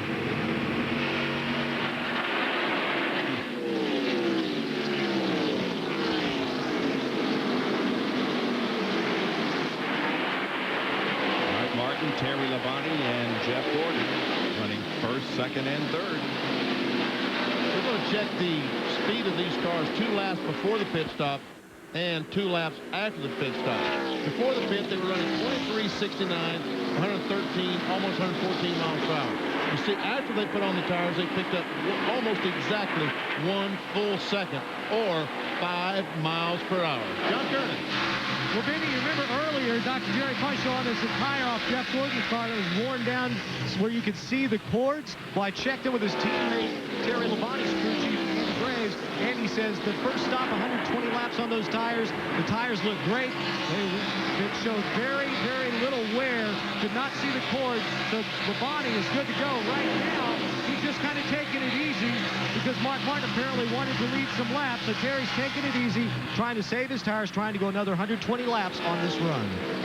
Labonte was the fastest that last lap, just a little bit quicker than Mark Martin and Jeff Gordon. And once again, Dick Turkett jumps out and stays there. He's going to stay there for 15, 20 laps. And that time, Jeff Gordon was the quickest car. And Chad Little was the second quickest at over 120 miles per hour. Now he said the John Deere car has been good this entire weekend. Qualifying well and has run good the entire 200 laps. He's coming up on Ken Schrader there now, who's running in 4th place. And his best finish here at Richmond was 16th in 1991. And Chad Little and his crew struggled when they came to the fall race here at Richmond a year ago. They talked about coming to test here this year, and Chad actually talked them out of it, saying, we're going to be okay. We won't go test. They struggled a little bit here Friday, but then he knocked out a great qualifying lap. And tonight, that car is truly set up for long runs and for the changing conditions of the racetrack. They weren't so sure how good they were going to be early, but they are extremely confident they're going to be among the cars to beat late. So far, Chad Little is having an excellent evening, and they clearly expect it to get better for the John Deere Ford. There's the leader, Mark Martin, with about a 0.6 of a second advantage over Terry Labonte. We look back on Terry. There's the interval between first and second. The top 10 has Gordon in third, then Schrader, Chad Little running fifth. Dale Jarrett, Jeff Burton, Rusty Wallace, Bobby Labonte, and Kenny Irwin are the second 5 at the lap 2:14.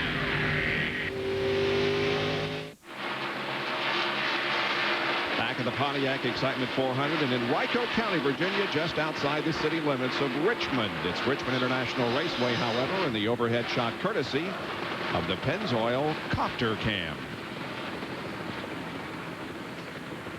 Mark Martin continues to lead.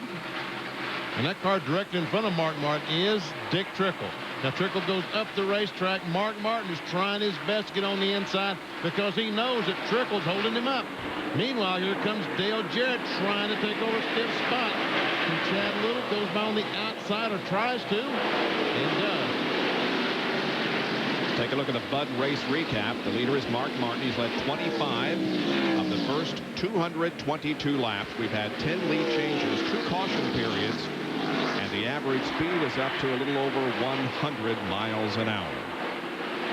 Here are the lap leaders, the drivers that have picked up 5 bonus points. Terry Labonte has now led the most laps, with Marlon, Martin, Jarrett, and Benson also having led a lap, in addition to Jeff Gordon and Michael Waltrip. And we have 1 car, Robert Presley, off the track, and we have 2 out of the race, namely Jeff Green and Rick Mast. And I think that Steve Grissom just fell out of the race. He's very slow down the backstretch, slowed down the front stretch, and there he's going down the back. And clear, baby, clear. Looks like some stuff falling off of that car too, Denny. Yeah, we said, John Kernan. Well, this last time by, it came down the front stretch. I could see smoke spitting out the back and maybe a little bit of metal, too. What I'm hearing, what we're hearing on the radio is Steve thinking that he has broken the rear end gear. So he's going to go into the garage area. They'll check that out. If that is, in fact, what had happened, they'll replace it, and he'll try and come back out on the racetrack. Rusty Wallace has just taken 7th position from Jeff Burton. Jerry has more on Steve Grissom. Apparently, prior to him slowing in the last 4 or 5 laps, a number of cars, including some of the leaders, have complained that something was coming out of the 41 car.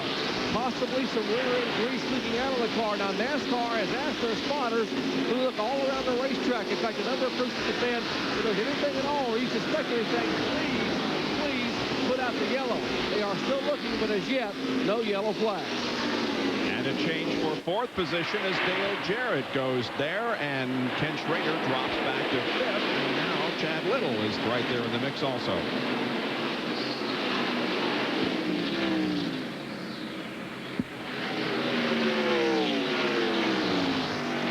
Mark Martin is still the leader. There he is. We see Terry Labonte now, and he's still trying to get by Dick Trickle.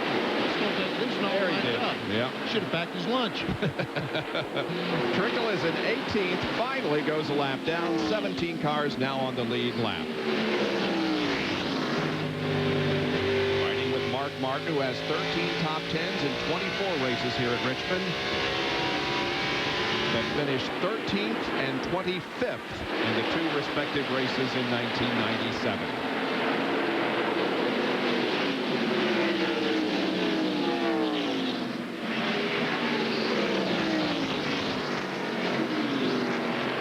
Sixth, 7th, and 8th under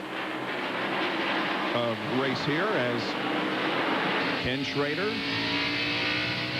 Rusty Wallace, and Jeff Burton go at it. Go down in turn 1. Boy, these cars are just so doggone close. They all run about the same speed. It's so difficult to pass. And we see the groove is moving up. Johnny Benson is about the only guy that can really run right on the bottom of the racetrack. He's still back there in 16th position. Benson after running in the top 5 for much of the first half.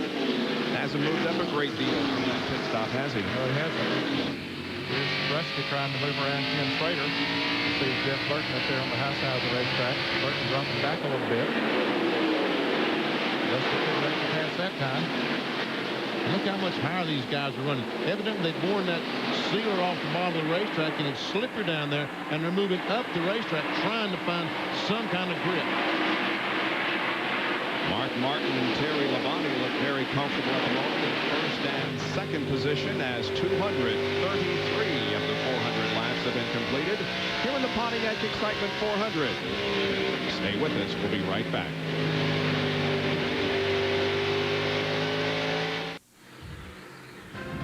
Tomorrow on ESPN Sunday Night Baseball, the Stars will be out for this interleague matchup with Mike Piazza and Ray Ordonez. Leads the Mets into Fenway Park to battle move on to the Red Sox.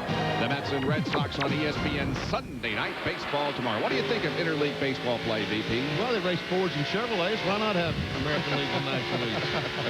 Well, it gives you a little bit of a preview of what the World Series could be about, too. We understand that Mike Piazza was recently hit by a pitch and will probably not be in that game tomorrow night, so that's even more reason to watch. Kenny Schrader's falling back. He's back now to 8th spot as Jeff Burton goes by. At the top of the show, Ned and I talked about the temperature, and we talked about being 80 degrees, but it's only cooled down 10 degrees. Ned, I'm kind of surprised that it's down. It isn't into the 60s. Yeah, I would have thought by this time that it would be into the 60s. And that's good news for the crews that it hasn't dropped any more than it has. Yeah, the racetrack is not changing as much as it would have had it gotten to it. On board with leader Mark Martin. You can see the interval now a little bit better between him and Terry Labonte as it was before we went to break. 67 hundredths of a second exactly between the two. You can see how much that is right there on the racetrack. See a run down up to the left-hand corner. 158 laps to go. Rusty Wallace now. Rusty's turning some good laps out there right now. And in fact, the last several laps, he's run faster than anybody. Coming up on the Chad Little car. Now, the last time around, Mark Martin ran the fastest lap, but Rusty has been consistently turning some good laps. And you can see one reason that Rusty slowed down because he ran across Chad Little and trying to move by. He could be running about the same speed as Chad Little for a little bit. Darrell Walton makes an unscheduled pit stop down in turn 4. We'll go Mark Martin, the Valvoline Ford. Out front, we'll ride along with him. We'll go over to the gauges. We see his tachometer. That's 7,000, 8,000, almost 9,000 RPMs. All the gauges clustered together. Let's take a little closer look on the gauges. Oh, wow, look at the tach. Wow. Is he going to turn 9,000 net? Oh, no. Over 8,000. Yep, about 82, 8,300. Well, that's down the back stretch. He's going to turn more down the front stretch because it's longer. Well, maybe not this time. He's coming off on the inside of Ernie Irvin. That's 8,500? Yep. Wow. And I believe he would have gone even more than that had he not been on the inside of Ernie Irvin, which probably took a few RPMs away from him. If he gets by Ernie this time, we'll check it, but he's still not able to clear. Ernie Irvin not able to come off. Ooh, there's Dave Marcus on the inside. Well, still got up there to about 87. Yeah. But Ned's right. If he can clear Ernie and come off turn 4 and go right up to the outside retaining wall. Now Mark cleared the 36 car. This is the 81 car of Kenny Wallace. He's won the Tabasco hot zone, and we'll see what kind of RPMs he turns.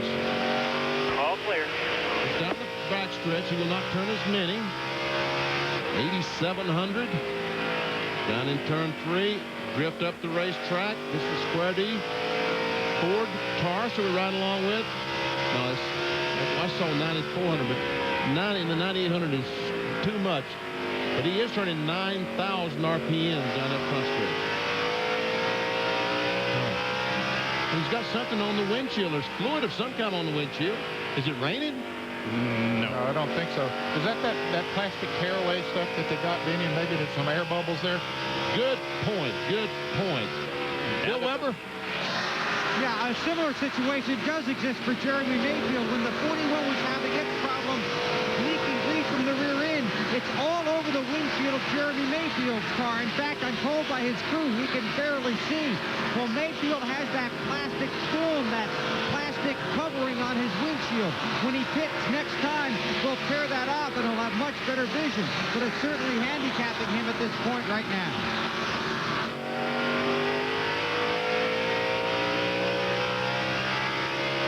More on the 81 car from Jerry Punch. And, of course, Kenny Wallace's Square D crew sitting in the pits watching exactly the picture you're watching at home, and they know exactly what Kenny Wallace is seeing on the racetrack, which isn't a lot because his windshield is indeed, as you heard Bill Weber say, covered with oil or whatever that fluid was that came out of the 41 car a little bit ago. And that oil on that plastic sheet over that Lexan windshield looks sort of smeared and distorted. Obviously, Kenny Wallace doesn't have a very good view, but the guys standing here in the pits are enjoying at least watching it at home. Now they're on TV all over the country. Kenny Wallace is a lap down to the leader, running in 23rd position at the moment. There's Mark Martin, the leader. Coming up on Todd Bodine in the Tabasco car. Todd had a tire problem early and had to make a green flag pit stop. He's 2 laps down, about to go 3 laps down now to Mark Martin. And Michael Walker, the Citgo car, Ford direct in front, is still in the lead lap. He's currently in 17th spot. And there we see Rusty Wallace goes by Chad Little, who's in the 5th spot. So Rusty continues to move forward here.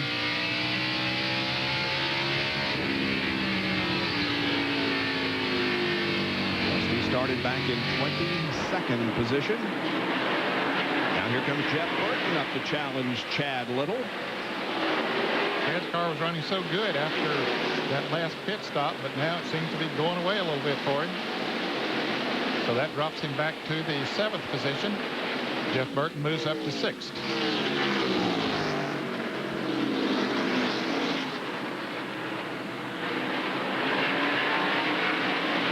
You know, Chad Little,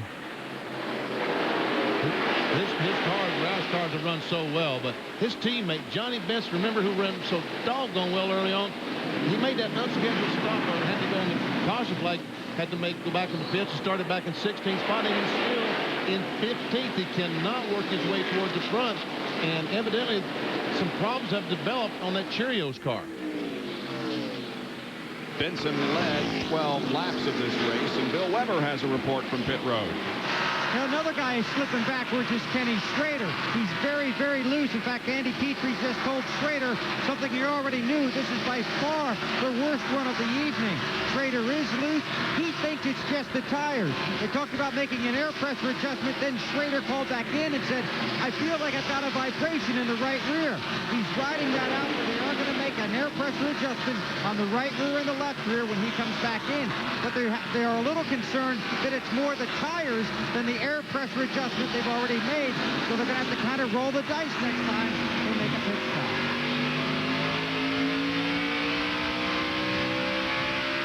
The lead is tightening up. Meanwhile, as Terry Labonte closes in on Mark Martin, now brings the interval down to less than a car length as they once again lap Dale Earnhardt, and he goes 2 laps down in 28th position. Fast there, man. He ain't 2 laps down yet. And here comes Dale Jarrett trying to get by Jeff Gordon. That's a battle for the 3rd spot, and Jarrett has it.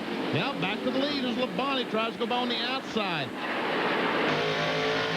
Mark Martin has Bill Elliott and Dale Earnhardt both trying to stay in the lead lap. Benny, evidently that racetrack is very slick down on the inside. You've mentioned it once before, and once those tires gets heated up, boy, it's hard to get that traction off of the corner, as Jarrett's trying to do now, going around Jeff Gordon, and Gordon's going to make him use up as much of those tires as he can, but now he does make the move. Jarrett moves to 3rd. Jeff Gordon back to 4th position. And Mark Martin is still trying his best to get by Dale Earnhardt on the bottom of the racetrack. The top right now, I think, is the place to go, and Earnhardt knows that. He's going to make these guys lap him on the bottom. And a lot of traffic up ahead of Earnhardt and Mark Martin. Now, Jeff Green, the 96. I mean, Jeff Green. Kevin LePage. Kevin LePage. Thank you very much, Bob. Right now, I think he's probably slower than Earnhardt. He might impede Earnhardt's progress on the outside. Dale Earnhardt right in the middle of this with 24 race finishes of 11th or better from 84 to 95. However, has finished 15th or worse in the last 4 races here at Richmond. He now is 2 laps down, running in the 28th position. Mark Martin leads Terry Labonte, Dale Jarrett, Jeff Gordon, and Rusty Wallace with 264 laps complete.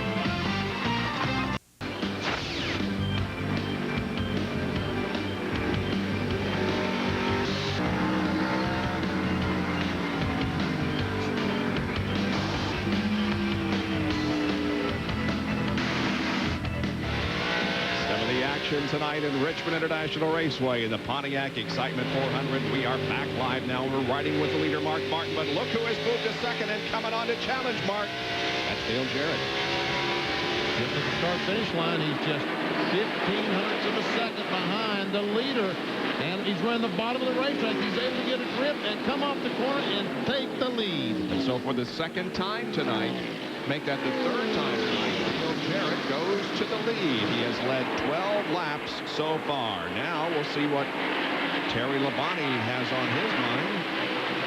DJ's car is exceptionally good on the real long run. He was about 5 seconds behind about 30 or 40 laps ago.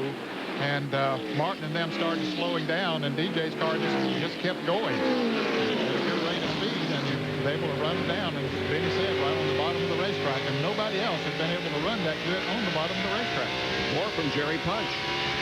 You're exactly right, Ned. Dale Jarrett didn't get faster, but he's been incredibly consistent. After they came in and changed tires, he was 0.02 of a second slower than the leader, Mark Martin, per lap. But lap after lap, Todd Parrott, the crew chief, kept saying, you're staying the same, and they're slowing down. And indeed, that's been the difference.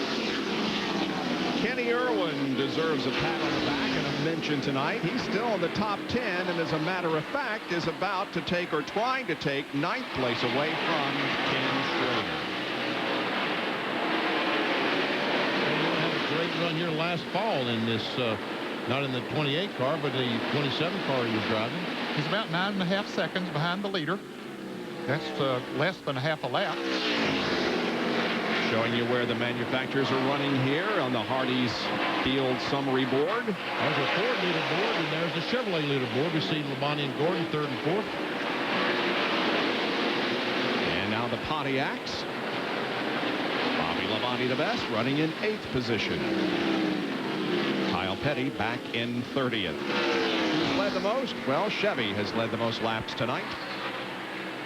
And Ford is closing in, and Jarrett, of course, is in a Ford. The points battle in the rookie race, well, pretty close, with Irwin just 6 ahead of Kevin LePage. Kevin LePage does not get rookie points tonight because he did not qualify the car that he is driving. So it does give an opportunity for Kenny Irwin to gain a better hold. And here now is the 2nd place spot being contested, and Terry Labonte taking it from Mark Martin. You see up in the head, you're looking at Mark Martin's windshield. Dale Jarrett's been trying to get around Bill Elliott. Elliott's running that 2nd groove that we've said seems to be working better right now. Jarrett can't get by down on the inside, even as good as his car was working down on the inside. He's trying to put Bill Elliott 2 laps down in 25th spot. Might have a run now. Let's see if he's able to move around. See Steve Grissom back on the racetrack. We were talking about maybe that car was the one putting some fluid down, but whatever problem he had, they repaired it. He's back on the track.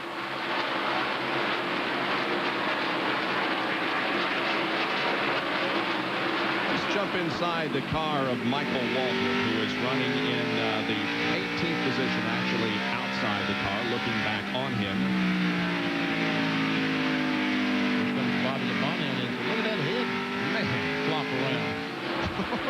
something with that.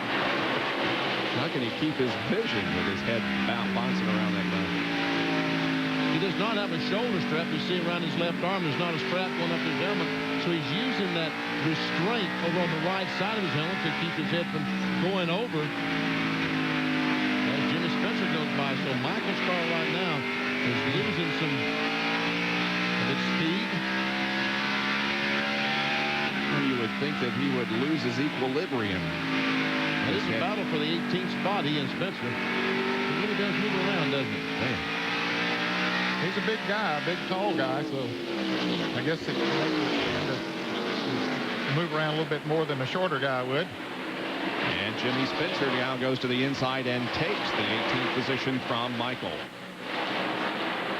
Well, we anticipate what could be the final round of pit stops at about 15 laps as 281 of the 400 have now been completed here at Richmond. The lead continues to be held by Dale Jarrett.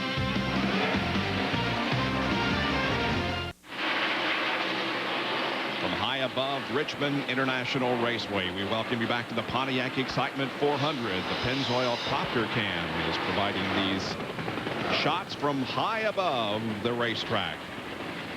288 laps completed. A reminder that the NASCAR website is www.nascar.com. It's your source of all kinds of information regarding the various NASCAR divisions. Check it out, www.nascar.com. Well, a battle on the racetrack. 7th position, Bobby Labonte just took it away from Chad Little.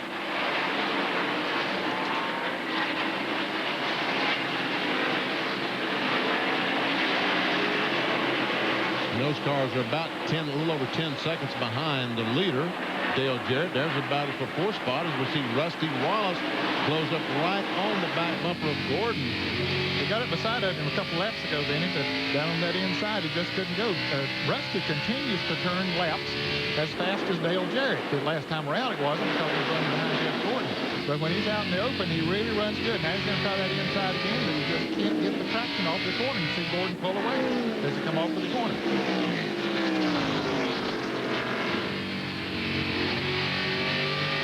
Dale Jarrett just put Ted Musgrave a lap down. He's running 16th. The last car on the lead lap is Jeremy Mayfield now as we ride with his teammate Rusty Wallace. Still trying to get to the inside of Jeff Gordon. Boom.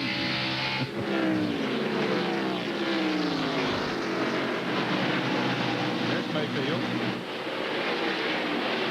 He's got a little cushion before the leader gets up to him. Mike Skinner in the 31 car is back in 33rd position. He was the fastest second-round qualifier here today. In fact, the only one to improve his speed from yesterday. Meanwhile, Dale Jarrett, the leader of the race, worked through traffic. Here's a Hardee's Field summary showing you the point positions. Now, the last time we showed you, a couple of positions had changed, but we're going to show you this time that everything has stabilized in the top 10. So let's see. Cartoon Network car wiggles it came off the second corner. And meanwhile, as Jarrett tries to get by, that's letting us. And Rusty once again trying Jeff Gordon, gets alongside, but Gordon has some momentum and that acceleration off the corner this time. Rush is going in the corner and let him drift up the racetrack. Can he get the spot? I don't think so. Well, they come off pretty even that time. They got Brett Bodine up in front of him there. I don't know how he'll play into that. Of course, if Rusty can finish ahead of Gordon, he will knock a few points off of Jeff's lead.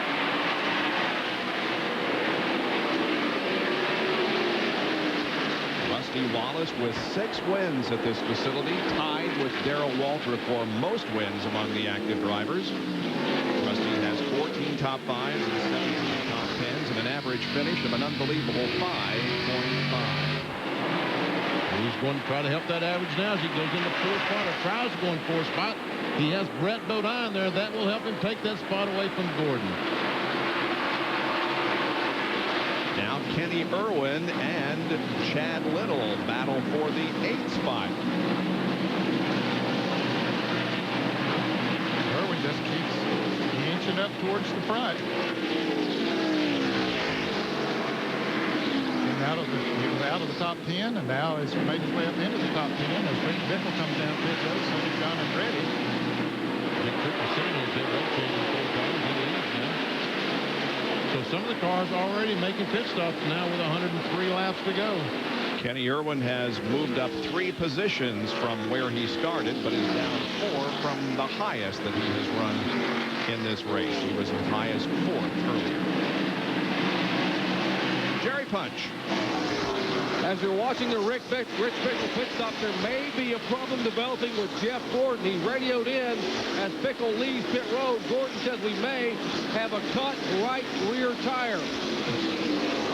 He was trying to come into the pits there, I believe. He was slowed down, and Brett Bodine didn't know that, and he was trying to go by him, or he didn't know what was going on. And so Gordon definitely is slowed. He needs to get to the inside of the racetrack right now as he goes down the backstretch if he's going in the pits. No, he's still not going in the pits because Nadeau is going in the pits. And we see some damage to the left front fender. We made contact with Brett Bodine as Jeremy Mayfield brings his car down pit road. See Evernham talking to Gordon, trying to find out what's going on. There's Jeremy making his way down to his pit stall. We are 300 laps now into this race, 100 to go as the crew goes to work on the right side. And notice they tear off that plastic that gives the driver a clean view over to the left side of the car now. Left side tires going on, and Jeff Gordon has decided to come down pit road. Jerry Punch. 4,200 RPMs in second gear is what Ray Evernham has reminded Jeff Gordon as he comes down pit road. He also told the crew, we have got to pull the left front fender away from the tire where there was contact with the 11 car. Final pit stop of the night for Jeff Gordon, the DuPont Chevrolet. They will change 4 tires, clean the front grill. Now left side tires going on. One member is going to come over and pull that left front fender away. They're jacking the car. Ray Evernham talking to the crew. Hold. He is down and away. All of that in 18 seconds. A good pit stop by the Rainbow Warriors. And we have Jeff Burton now in for his what could be final pit stop. Right side's on. Car crew going around to the left. Bill Weber Schrader's in. Last regularly scheduled stop for him. Air pressure adjustment to try and help tighten up the car. Schrader has been very, very loose. The 99 returns to the track. Now the 33 is on its way. Chad Little has pulled on to pit road. He was running 7th when he came into the pits. They're cleaning the windshield. They do make a chassis adjustment on the John Deere Ford. He's got his right side tires on. Remember, they had a slow stop on the left rear. They're trying to pick up the pace there. Johnny Benson is also on pit road. There's a loose tire down there. Jerry Punch. Final pit stop for the Cheerios Ford crew. They have changed right side tires. Now left side tires going on to car number 26. Likewise, the car number 28 also in the pits getting service for the Hamilton Ford. Now they stand around the left side for Kenny Irwin. His final pit stop. Irwin, who finished 8th here last fall, driving the 27 car. Left front tire, left rear tire. Now he is down, headed for pit for turn 1. Had some trouble on the left front of the 28 car that time during the pit stop.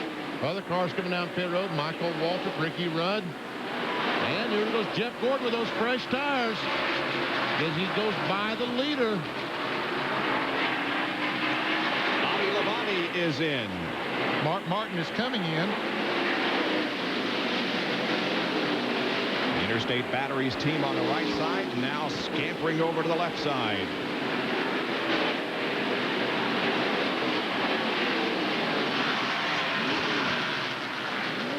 Down to Bill Weber in Mark Martin's pit.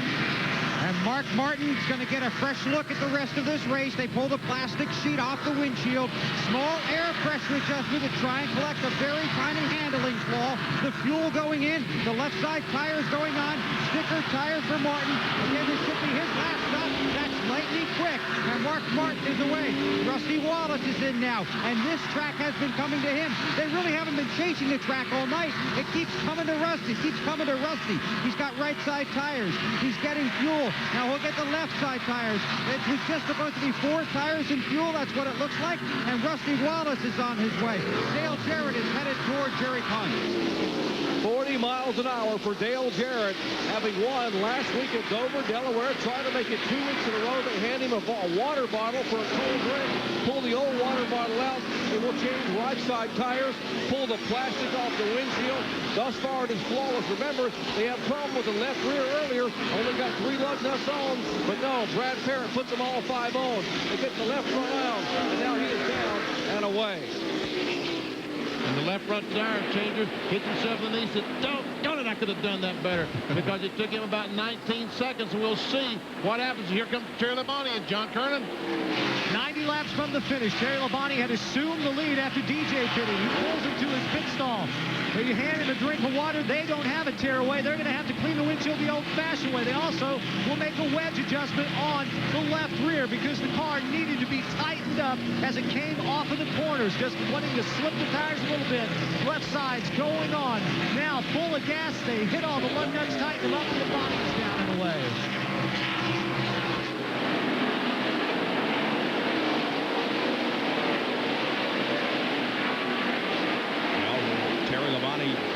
Building up speed now as he clears pit road, stands on the accelerator and rejoins the race. We believe that Dale Jarrett is the leader of this race.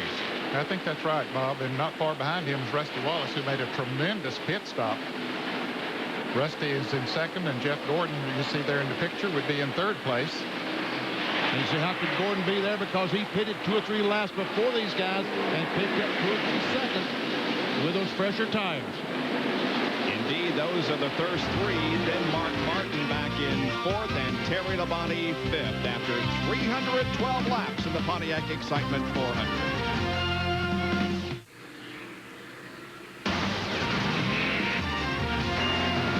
It's ESPN Speed World. It's live at Richmond International Raceway. And coming up next here on ESPN tonight, it's SportsCenter with all the latest from the wonderful world of sports. Now, tomorrow night at 11 o'clock Eastern Time, we urge you to be tuned because Stuart Scott is going to sit down with Michael Jordan, his 8th appearance on Sunday Conversations, a SportsCenter record. They'll discuss the Bulls' return to Chicago and 3 wins away from its 6th title. Michael Jordan tomorrow at 11 o'clock on SportsCenter. Congratulations to the Bulls, but didn't the Indiana Pacers give them a good series, huh? Yes, they did. Dale Jarrett is in control of this race at the moment with a 2nd and a 3rd lead on Rusty Wallace.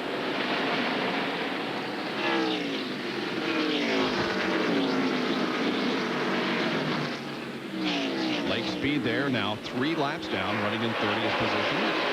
Rusty Wallace, a 2nd place car, as he tries to close it on that car. Dale Jarrett. That last lap, Rusty was just a tick faster than Dale Jarrett. Started from 22nd position tonight, his lowest start here at Richmond, and his 29th race. For his 3rd place, Jeff Gordon. And the 4th place runner right now is Mark Martin. There he is, a Valvoline Ford.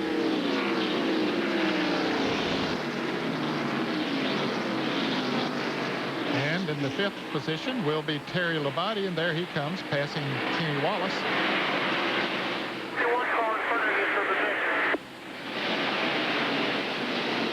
Next, their 6th place car, the Exide Batteries Ford Taurus. 99 of Jeff Burton. He's about 5.8 seconds behind the leader.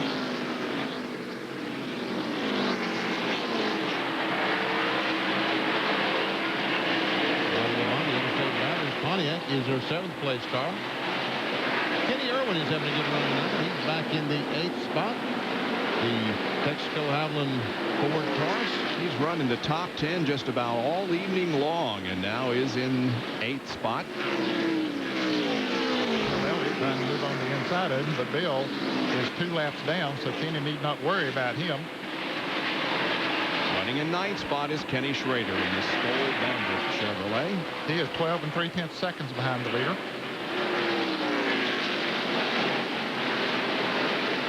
Who will complete the top 10, VP? Well, I think it's going to be either the 12 or the 97. It's the 97.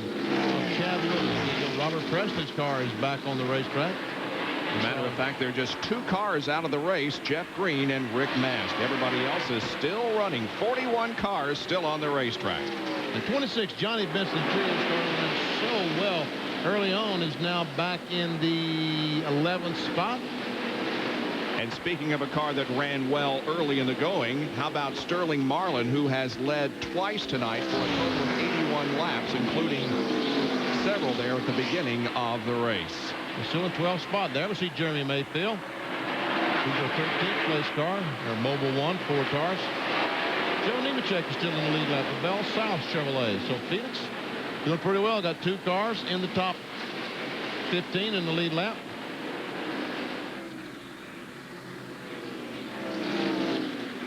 And right in front of the leader there is Ted Musgrave. He's the last car on the lead lap. Now remember before the pit stops that Ted Musgrave had gone a lap down. But a good pit stop and making that pit stop earlier than Jarrett did, put him back on the lead lap because he's able to get out there and run a few laps at a higher rate of speed. But now he does go the lap down. Dale Jarrett leading after 329 circuits here at Richmond. Stay with us. We'll be right back with more in just a moment. Laps continue to click off here at Richmond International Raceway. Now 335 complete. Opening day of the World Cup Soccer begins Wednesday at 11 o'clock Eastern Time on ESPN with the opening match between Brazil and Scotland. Then at 2:30 p.m. Morocco versus Norway. If you missed any of the action, then tune in the Deuce at 8 o'clock for the match of the day when we replay Brazil against Scotland. Well, let's see here. There is Dale Jarrett, the leader of the race, and he's trying to pass the 4 car of Bobby Hamilton and put him 2 laps down. Hamilton in 20th spot. And Mark Martin closes in on Jeff Gordon for second. Lee Irvin in between them there in the 36 car. Mark was right there just a couple of laps ago, but when Jeff got by Ernie, Mark is still struggling to get by. And look there, Terry Labate is catching them as well in the 5 car. Each of those first five drivers has won a race here at Richmond. Jared won, Rusty 6, Jeff Gordon won, Mark Martin won, and Terry Labate has won twice.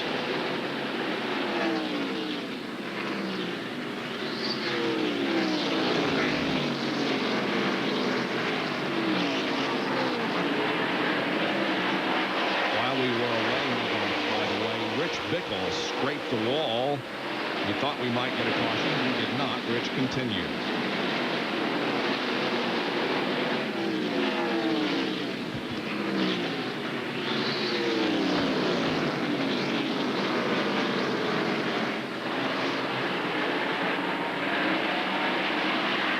These guys are trying to race each other for these spots. You know, one problem that they have that we did not have when we drove is traffic. Because all the cars finish these days. Now we're with just 60 laps to go, only 2 cars out of the race, 41 cars on the racetrack.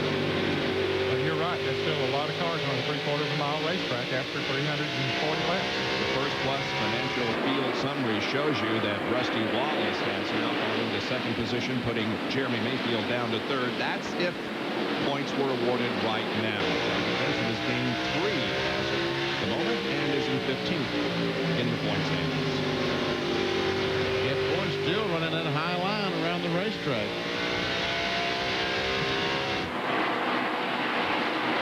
And caution on the track. Crash over on 3. Talk about leaders are behind. Okay, he's in the middle of the track. He's coming down. You need to go high. Need to go high. Wave these guys off now. Wave these guys off there. You're not going to. Leader is behind you. Keep digging here.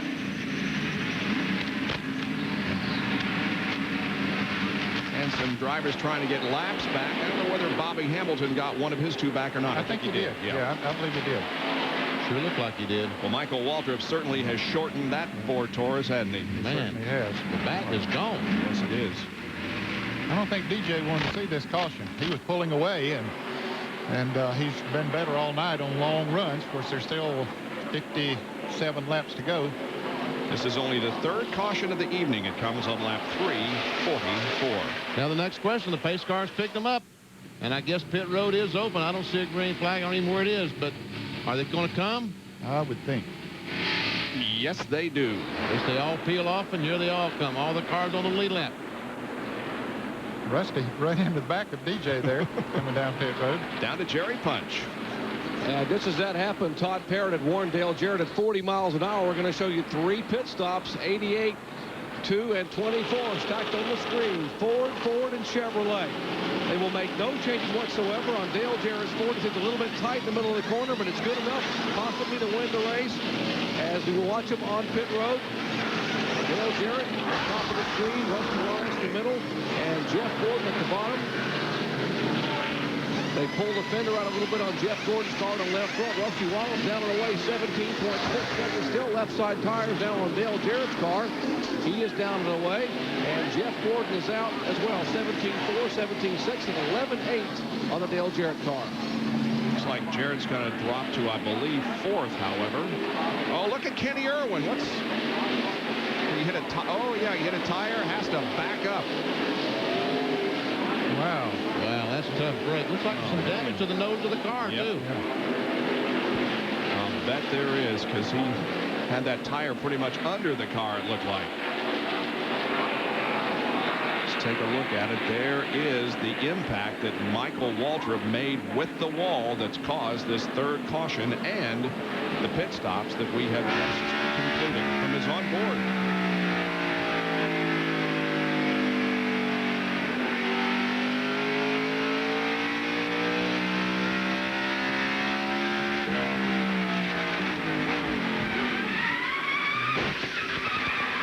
Lights out for the camera. You hear that tire blow just before he got in the wall? And that explains why the crash happened.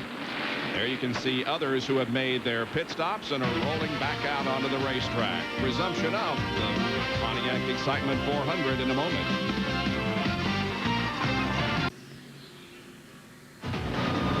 Trackbacks brought to you by Quaker State. Sensible technology.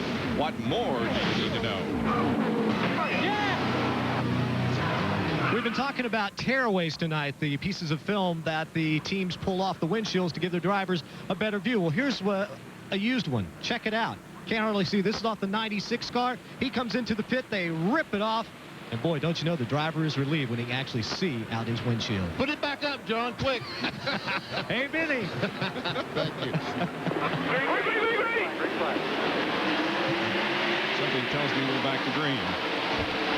And Rusty Wallace, those guys in the pits, Wilburn, Hollywood, Earl, all those guys, great pit stop, gets him out front. Can he stay there? That's the question. He was very good before that caution came out. He was running lap speeds pretty close to Dale Jarrett. And Judge got a problem. He's got to pass 2 Chevrolets to get to Rusty Wallace. He's back in 4th spot. Told you earlier that this is the worst starting position that Rusty has ever had. In the 6 wins he's had here at Richmond, his lowest start was 7th. He started from 22nd tonight. Now Labonte closes in on 2nd place. Jeff Gordon.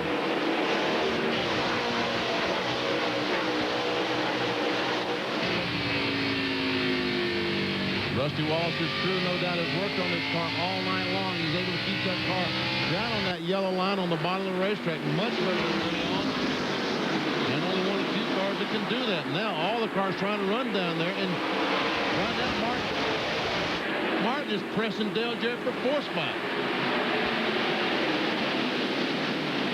Jarrett's not able to keep his car on the bottom like he did a moment ago. And Martin pulled up on the inside.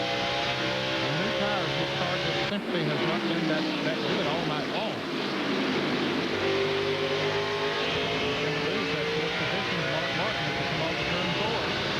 Burton is right there behind Martin. Well, Jarrett has given it all he's got. And while they're racing side by side, those 3 leaders are pulling away. If you consider only points in the 2 short track races this year, Dale Jarrett is the points leader. He has accumulated more than any other driver. But he hasn't won on the short track this year. He is the only driver that has 2 top 5 finishes, however. Those 3rd places, Martinsville and hanging pretty tough up there on that outside. Mark got got a run off of that corner, and they're feeling pretty close together. These shots from overhead in the Pennzoil copter cam. The Dick Trickle car, the Hollick Myers car, is not in the battle with these cars. He's a lap down. That's the first car lap down in 16th position. Rusty has led only 11 laps so far. We still cannot award the 5 bonus points for the driver leading the most laps. Right now, Terry Labonte has led the most, but Jarrett is just 9 behind him. Labonte has led 92, Jarrett 83. And Mark Martin now loses the spot to Jeff Burton. Here's Gordon. He's closed up. He's only a car length behind Rusty Wallace.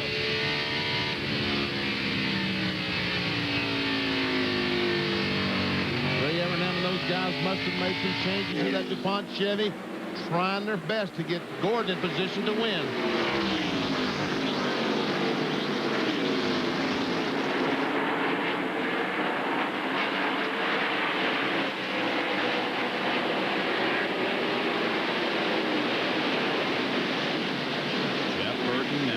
To get that 4th spot from Dale Jarrett.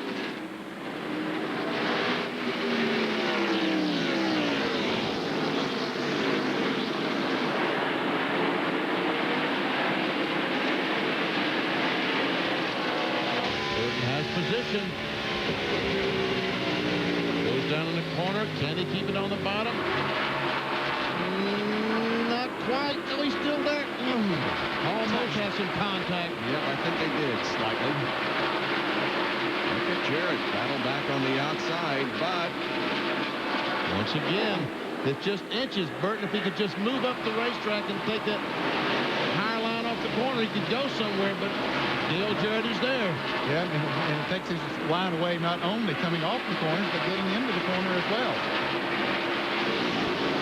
unbelievable. If Jarrett finishes in 5th position, it'll be his worst finish here at this track in the last 5 events. He's finished 4th, 2nd, 4th, 3rd, and 1st in the last 5. And there again, folks, they're racing side by side, and Burton slips a little bit coming off the corner. Off the corner, too, and that let Jarrett get out front. Here comes Mark Martin up on the outside of Burton. But I started to say that those front 3 cars were getting away from them while they were racing side by side. Now Martin does make the pass over Jeff Burton. About 1 1/4 seconds from 1st to 4th. There is Rusty Wallace, the leader of the race, and Jeff Gordon running in 2nd. And the other car that you see there in your shot is Terry Labonte, who is in 3rd place. We'll be right back.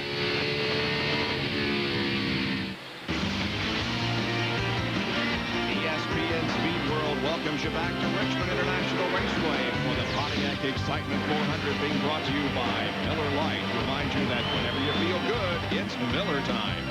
By the more than 1,900 AutoZone stores across America. AutoZone, the best parts in auto parts. And by Quaker State, sensible technology. What more do you need to know? Great battle for the lead. All 100,000 standing and cheering as this battle for the lead. The top 3 positions real close together on the track. Rusty has been... I think that's top 4 positions. Okay. Rusty's been trying to hold off Jeff Gordon for the last some laps. Contact there.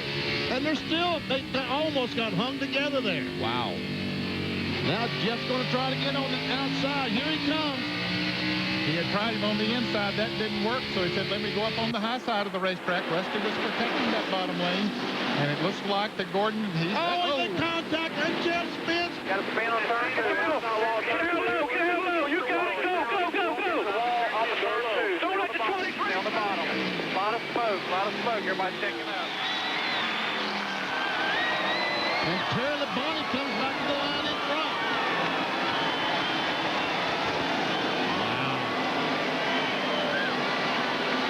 Gordon into the wall hard in turn 2 is going to limp back toward the pits. Well, he's got a lot of damage to that DuPont Chevrolet.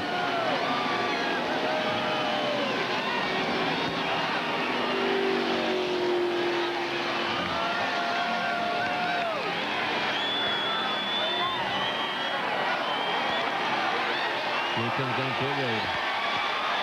Hold him go hot, as you can tell.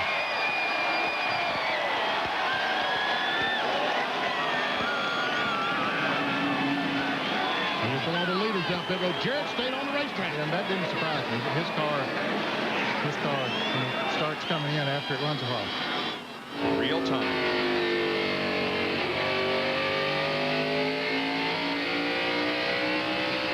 That's coming off 2, about a lap before it happened. And then Gordon gets on the outside, going in 3. Now they come off turn 4. He has the position.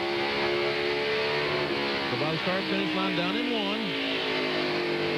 And there's Gordon, and we see Rusty just touch that left rear. Around goes Jeff, and hard in the outside retaining wall. Another angle, we see right there, just the contact. And when Rusty almost spun his car, we see Labonte go by on the inside to take the lead. And they'll push the DuPont Chevrolet behind the wall to see if they can get it out there for a few more laps. Well, Jeff Gordon has crashed and dropped out of contention. Just a little less than 25 laps to go here at Richmond.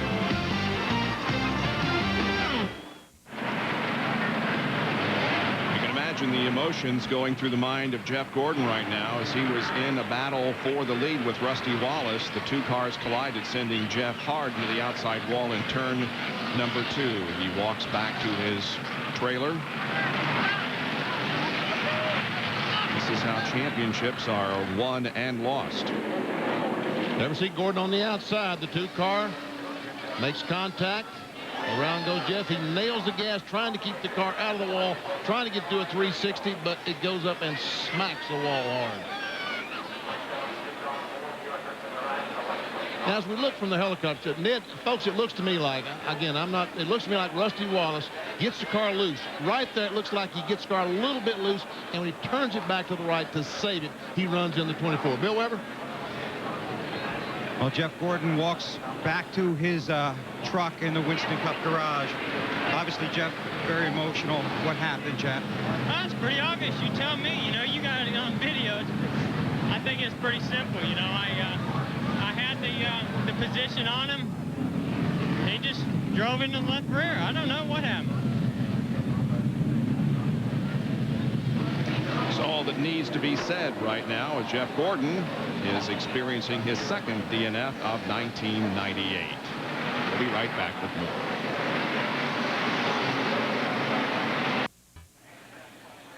Less than 21 laps to go here in the Pontiac Excitement 400 from Richmond International Raceway. And there is Jeff Gordon's DuPont Chevy being pushed back to the hauler. His race is over. The leader is Dale Jarrett, and the racing action will continue tomorrow as the FedEx Championship Series is on ABC Sports at 2:30 tomorrow afternoon. The ITT Automotive Detroit Grand Prix. Go, green. Hold it up tight. Green flag. Oh, green, green, green, green.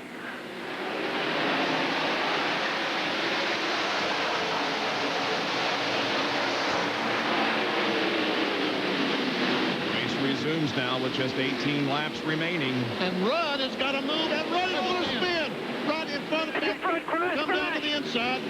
Keep her going. Nope, so no far. And they're crashing. Benson has crashed. And the caution flag once again is out. Wow, and nearly a track blocker back there. Several become involved as the caution comes out. Almost everybody now is moving except Kyle Petty and I believe Johnny Benson. And now Kyle is moving.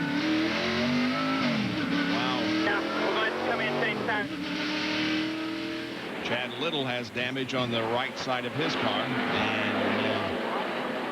And Ricky Rudd was running in 3rd position when the green flag came out. Todd Bodine has extensive damage to the Tabasco car. And Benson was having a good night. Well, we're under caution again because of a multi-car crash this time over on the backstretch that's damaged a lot of race cars. Back in a moment.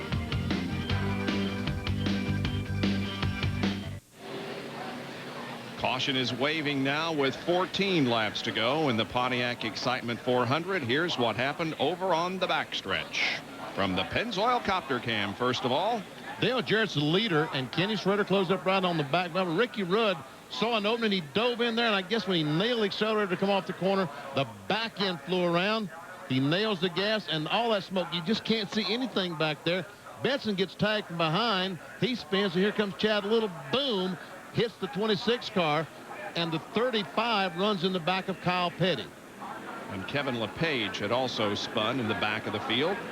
Here it is, Rudd coming off, and Benny says it looks like he nails the gas, and around it goes. And then all that smoke, the rest of them just couldn't see, and they started hitting their brakes, and then they started running into each other. Rudd did not hit anything.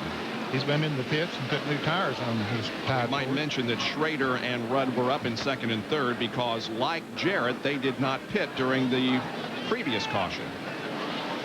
Now from the 81, Kenny Wallace on board camera.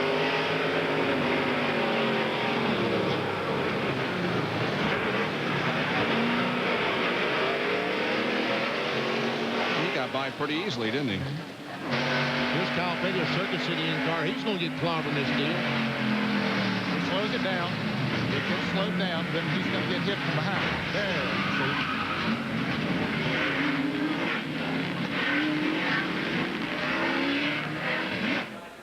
See? One of the front runners, Mark Martin, real lucky getting through here.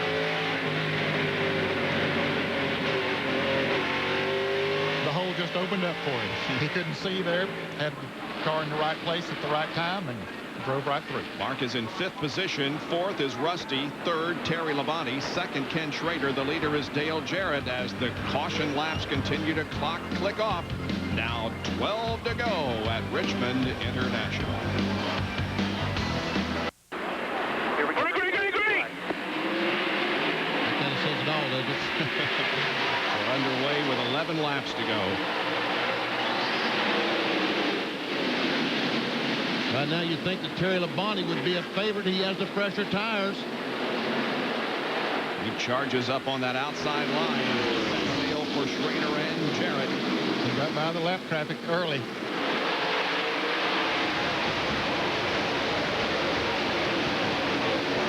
It's Chad Little that's smoking badly in the back, as we saw just a moment ago. And Labonte's having trouble getting up to speed. Looked like his car was pushing up a little bit there coming off of turn 2. Then. Oh, we got a spin off the corner. Ward Burton. Keep on getting it.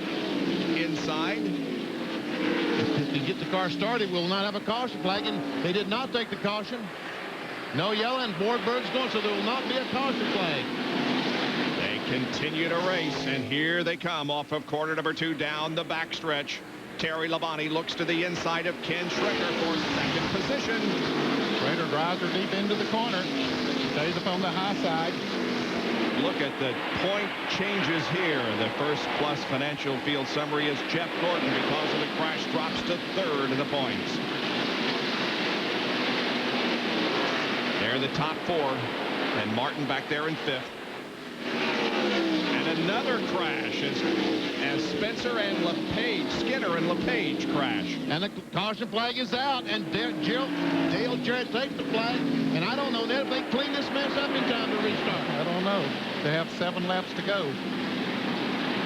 Pace car quickly out in front of the field. There's no car sitting over there that's going to require records, but I don't know what kind of debris or moisture there might be on the racetrack. Seems like there might be some moisture, since a couple of cars now, 3 cars have spun coming out of corner number 2. In any case, there's Derek Cope, who's come in. We only have 6 more laps to go when they cross the line. Only 6 to go.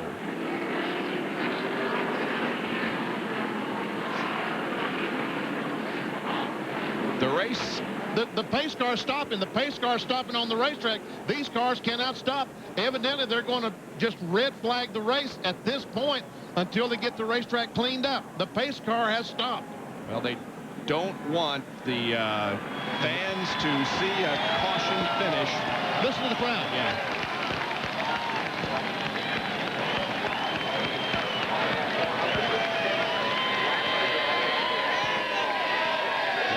Very popular decision. That's Felix Sabat as he likes it.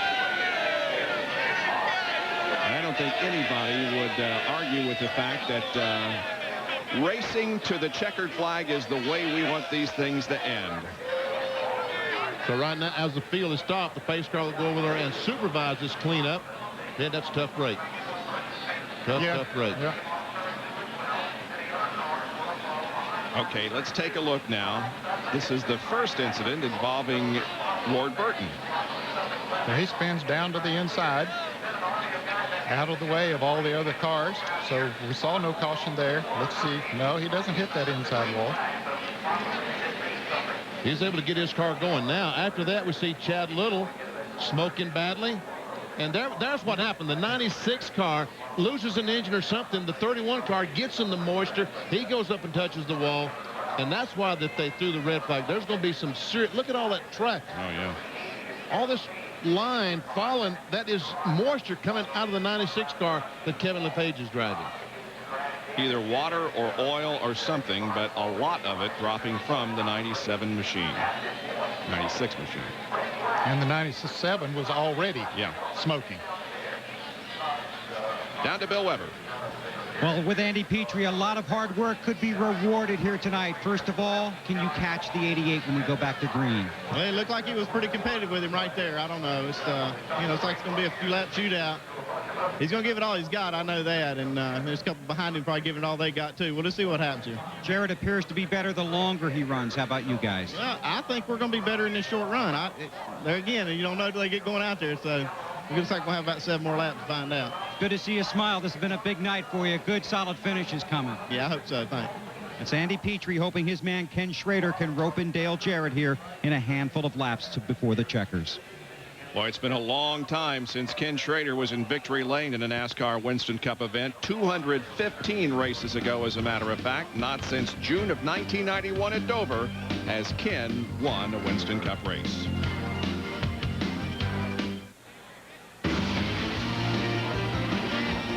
Our Speed World coverage tonight is at Richmond International Raceway for the Pontiac Excitement 400, being brought to you by Pontiac and your local Pontiac dealers. By Holiday Inn Express, who invite you to stay smart. And by ESPN Video. Get your officially licensed NASCAR videos from ESPN Video. Under red because of a cleanup that's underway out in turn number 2. There are only 7 laps remaining in this race. Everything was going quite well until we had an incident a few laps ago between Rusty Wallace and Jeff Gordon, and since then we've had a lot going on. So let's take a look at what happened to Jeff Gordon, who was leading points going into tonight. Rusty Wallace, the Miller Genuine Draft Car, was leading the race.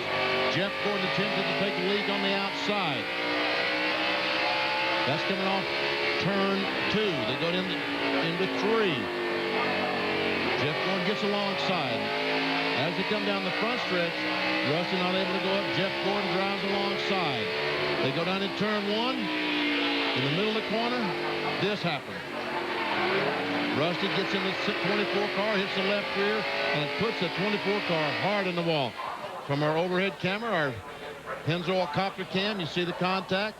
Rusty Wallace almost spun out as he was trying to correct his car. Terry Labonte goes by to take the lead, and we see the heavy damage to Jeff Gordon's car. A third angle now. Same situation. Gordon gets by, it looks like almost all the way by, and looked like Rusty, maybe his car slipped a little bit, and he tried to correct it, and right up into Gordon he went, and Gordon into the wall. A lot of smoke coming off those radial tires as Jeff tries to accelerate and do a 360 without hitting anything, but the wall caught up with him. And of course, when you have a situation like that, there's a lot of reaction from the fans. Yeah, a lot of people are happy and a lot of people are sad. Yep. They're all saying something. Yep, some shaking their fist and some. Yep. And of course, the one person we knew was not happy was Jeff Gordon as he saw his DuPont Chevy. Well, there's all those guys around that car pushed them. Trust me, they were not happy. No, they were not. Well, let's go down to Jerry Punch, who's with Terry Labonte's crew chief, Andy Graves. And Andy, your car, Terry Labonte, has fresher tires than either one of the cars in front of you. Do you have a shot to get around them? I think we got a shot at it. We'll just have to see how it plays out. And the single file restart here with 10 laps, under 10 laps is going to help us out. I don't know. It's going to be close. You said you thought you could get Schrader a moment ago, but what about the 88? 88's been strong all night. They've been really good, and I don't know if we're going to have enough time to do it or not. If we had 20 laps, I'd feel pretty confident, but right now with only the few laps remaining, I don't know. But I'd like to say hi to Rick and Pop at home, and hope they're feeling better. I'm sure they didn't mind the red flag, and you didn't either. No, we didn't mind it. It's working out for us, but I still don't know if we have enough time to get it straight away or not. But, I'll tell you what, all of the guys back at Hendrick Motorsports been working real hard, and all the guys down in the chassis shop. This is a brand new snout on this thing, new design, and it's working real good for us tonight. Obviously, an omen for the future, possibly, for Terry Labonte and the Kellogg's team. Let's go down to John Kernan. Dale Jarrett's crew chief, Todd Parrott, not wanting really to comment about the red flag situation. The only thing he did tell me, he says, hey, they never do that in the past, so why'd they do it now? We should have finished this race under yellow. Of course, well, yeah, they're leading the race. What else is he going to say, right? So they're hoping that once it gets back under green, that DJ can hold off Schrader and Terry Labonte. But, man, been sitting there for a while. Those tires are cooling down. This is unprecedented. I don't ever remember them doing this before, but they've been under. Anyway, Bill Weber is with Robin Pemberton. Bill? And obviously, you've had a great night. Certainly will be memorable. First of all, let's talk about the last few laps. Can you get back to the front? I think we can. It's going to be tough. Terry's been a great car all night. He's got 4 tires, and it depends on how hard they're going to race. The good side of it is, I guess, with 7 to go, it'll be a single file restart on the lead lap car. So that'll let the leaders race pretty good. Have you had a chance to talk to your driver about the contact with the 24? No, and I won't ask him about it during the race or anything, but I looked at it. I mean, it's good for some and bad for others, so I don't know. 24 could have come down a little bit, and they're racing pretty hard. Okay, and they've refired the engines here, so we're about to get an answer to who's going to be the winner tonight at Richmond. Well, they did not give them the signal 1 lap to go, so that will have to be the next time by at 3:94. So the most green flag racing we're going to see is 5 laps.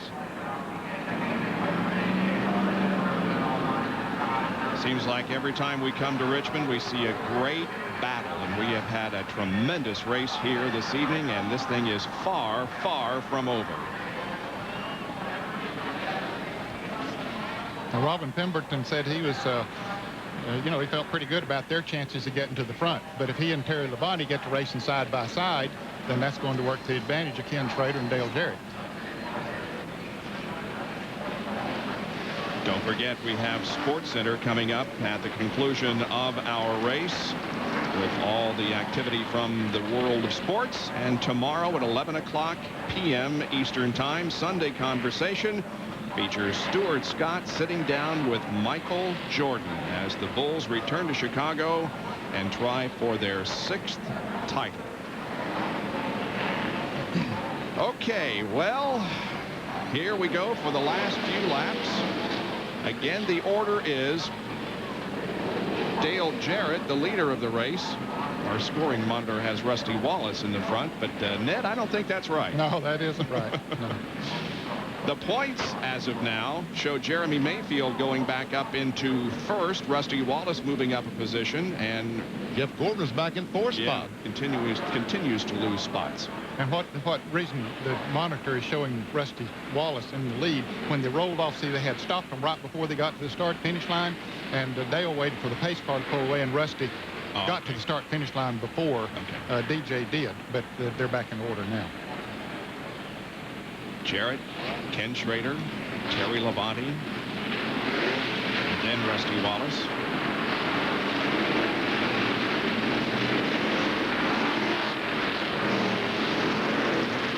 Right now, Jeff Gordon is being shown as a 36th place finisher. And Dave Marcus is still on the racetrack. He's going 26 laps down, so it's possible that he could pass Jeff Gordon. And 13 car, Jerry Nadeau just pulled his car in the garage, so he will certainly not go by Jeff Gordon. The signal is given. 1 more lap. So it'll be a 4-lap shootout. At the green at the beginning of lap number 397. Chad Little comes down pit road. He was about to be black flagged before all of this happened. So does Ward Burton and Mike Skinner come down pit road. They must have just opened the pits, Ned. Evidently. And Burton's changing tires. Chad Little looks like he's changing tires, so they're going to try to get as much as they can on these last 4 laps. Chad Little, after that great run all night, has now gone a lap down. There's John Deere Ford cars leaving the pits. But there are a good number of cars that are 1 lap down, so if he could pass any of them, it would just be in position. So I guess that's what he's trying to do. But the leader's coming off of the turn 4, so. Green flag. Green flag is out. Here we go. It's Jarrett, Schrader, Labonte. Wallace coming up on the outside of Labonte. And Labonte's on the inside of Schrader. This is a battle for second spot. If he can make this pass with ease, he's got a chance. But if Schrader holds him up, Jarrett's going to drive away. Can Labonte do it? Comes up the racetrack. Labonte drove it deep into that corner, and he got around Schrader. 3 laps to go. Terry Labonte moves to second. Schrader back to third. Rusty and Mark Martin follow. Here comes Rusty Wallace. This is for the 3rd spot. Standard car in the wall. Let's see. This might be it. Coming back to the start-finish line, and Labonte. No caution. Labonte takes the lead. And Rusty Wallace is battling for 3rd spot.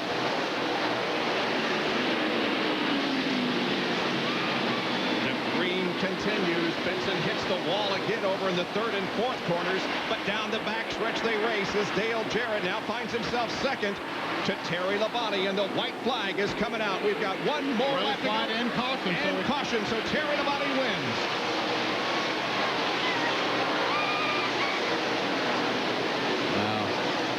And Benson is still going. And Rusty's still going too. Evidently he didn't see the caution.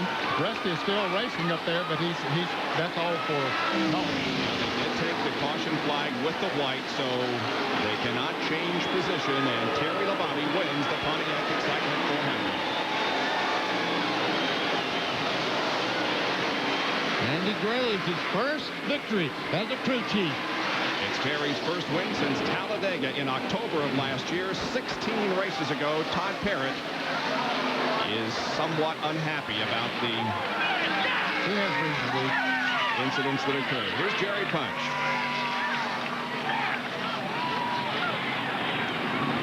Andy, how about that? What a finish. That's awesome. That right there was for Rick Hendrick and Pop Hendrick, the whole Hendrick family. They're the greatest people in the world, and I'm tickled to death. Terry Labonte, I can't say enough for everybody. Kellogg's is awesome, and Terry Labonte showed right there what a great race car driver he is. 3 laps, 4 laps. I knew we could get to 33, but 88 was pretty. It's going to be close. So. Hey, just go celebrate and have a good time. We'll talk to Terry in just a minute. Thanks, Jerry. Bob? Andy Graves, the crew chief for Terry Labonte, who wins his 3rd victory at Richmond, his 20th career win and 9th short track win. He becomes the 7th different winner of 1998, and he racks up the 6th win for Chevy this year.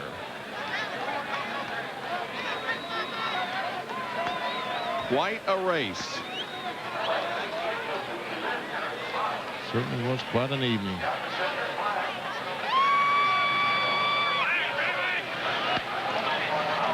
Okay, let's watch the pass. Going into turn 3. Yes, he hits him. Hits Jarrett, gets Jarrett just loose enough that he gets by. Dale Jarrett not happy on the cool-down lap. This is the little exchange that occurred going down the backstretch. We go down to the McDonald's Winner's Circle interview.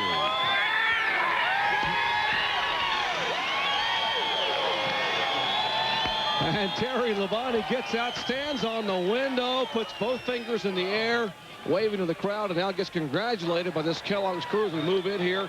John Hendrick comes over and gives him a great big hug, subbing for brother Rick and Terry. What a finish. Take us through those last 4 laps. Well, I'll tell you what, we didn't need those caution laps because our car was pretty good the longer we ran. And I got into the 88 down there. I know he's mad at me. I hate it. I was committed. I was trying to race him back. I thought there was going to be a caution flag. He came down, and I was there, and we hit. And I hate it. You know, Dale's a good guy, and he always runs a clean race. And, you know, we've never had a problem, and I just hate it happen. But these guys did a great job. We came up here and tested. We were terrible. Built a new car. Went and tested at some other racetracks. And came back and got our short track program back, I think. So I'm excited. I got to thank Kellogg's, Quaker State, Chevrolet. This Monte Carlo was pretty awesome. And GMAC, got to say hi to Rick Hendrick and thank John Hendrick for everything that these guys have done for us. Terry Labonte wins the Pontiac Excitement 400. Let's go to Bill Weber. With Rusty Wallace at the gas pumps, a great car for you, a solid run, a close finish, but everyone's going to remember the contact in turn 2, your version of it. Well, my version of it is we just racing for the win. We went down in the corner, both of us wide open. We got together, he spun, and I went on, and that was it. The big thing happened at the end when the 5 and 88 got together. It was a heck of a race. I had those 4 tires, got alongside the 5 car, lost the race by about 4 foot, but man, I think we'll win one pretty soon. We keep getting so close. We keep having a good car, but I'd like to thank the entire crew, man. Great job tonight. I know you try and keep everything positive. Obviously, Gordon did not see it the same way you did, Rusty. Well, that's okay. We had a great race tonight, don't you think? Thank you. Rusty Wallace finishes in 2nd position. Well, they're going to review some of the tape and make some determinations maybe later. Here's the unofficial results of tonight's event. With Wallace finishing 2nd, Martin 3rd, Jarrett 4th, Mayfield in 5th position. We told you earlier in the evening about how this has big track excitement and short track activity. Boy, we saw some short track action tonight, didn't we? Man, this was unbelievable. What an exciting night for these 100,000 people that showed up. The points are very much unofficial, but here's the way we have them as Mayfield takes over the lead and Jeff Gordon drops down to 4th in the point standings. Check out RPM today, tomorrow, and there'll be more definite word at that time. Congratulations to Terry Labonte, who wins the Pontiac Excitement 400. Stand by now. Sports Center is coming up in just a few moments. Thanks for joining us tonight. This has been a presentation of ESPN, the worldwide leader in sports.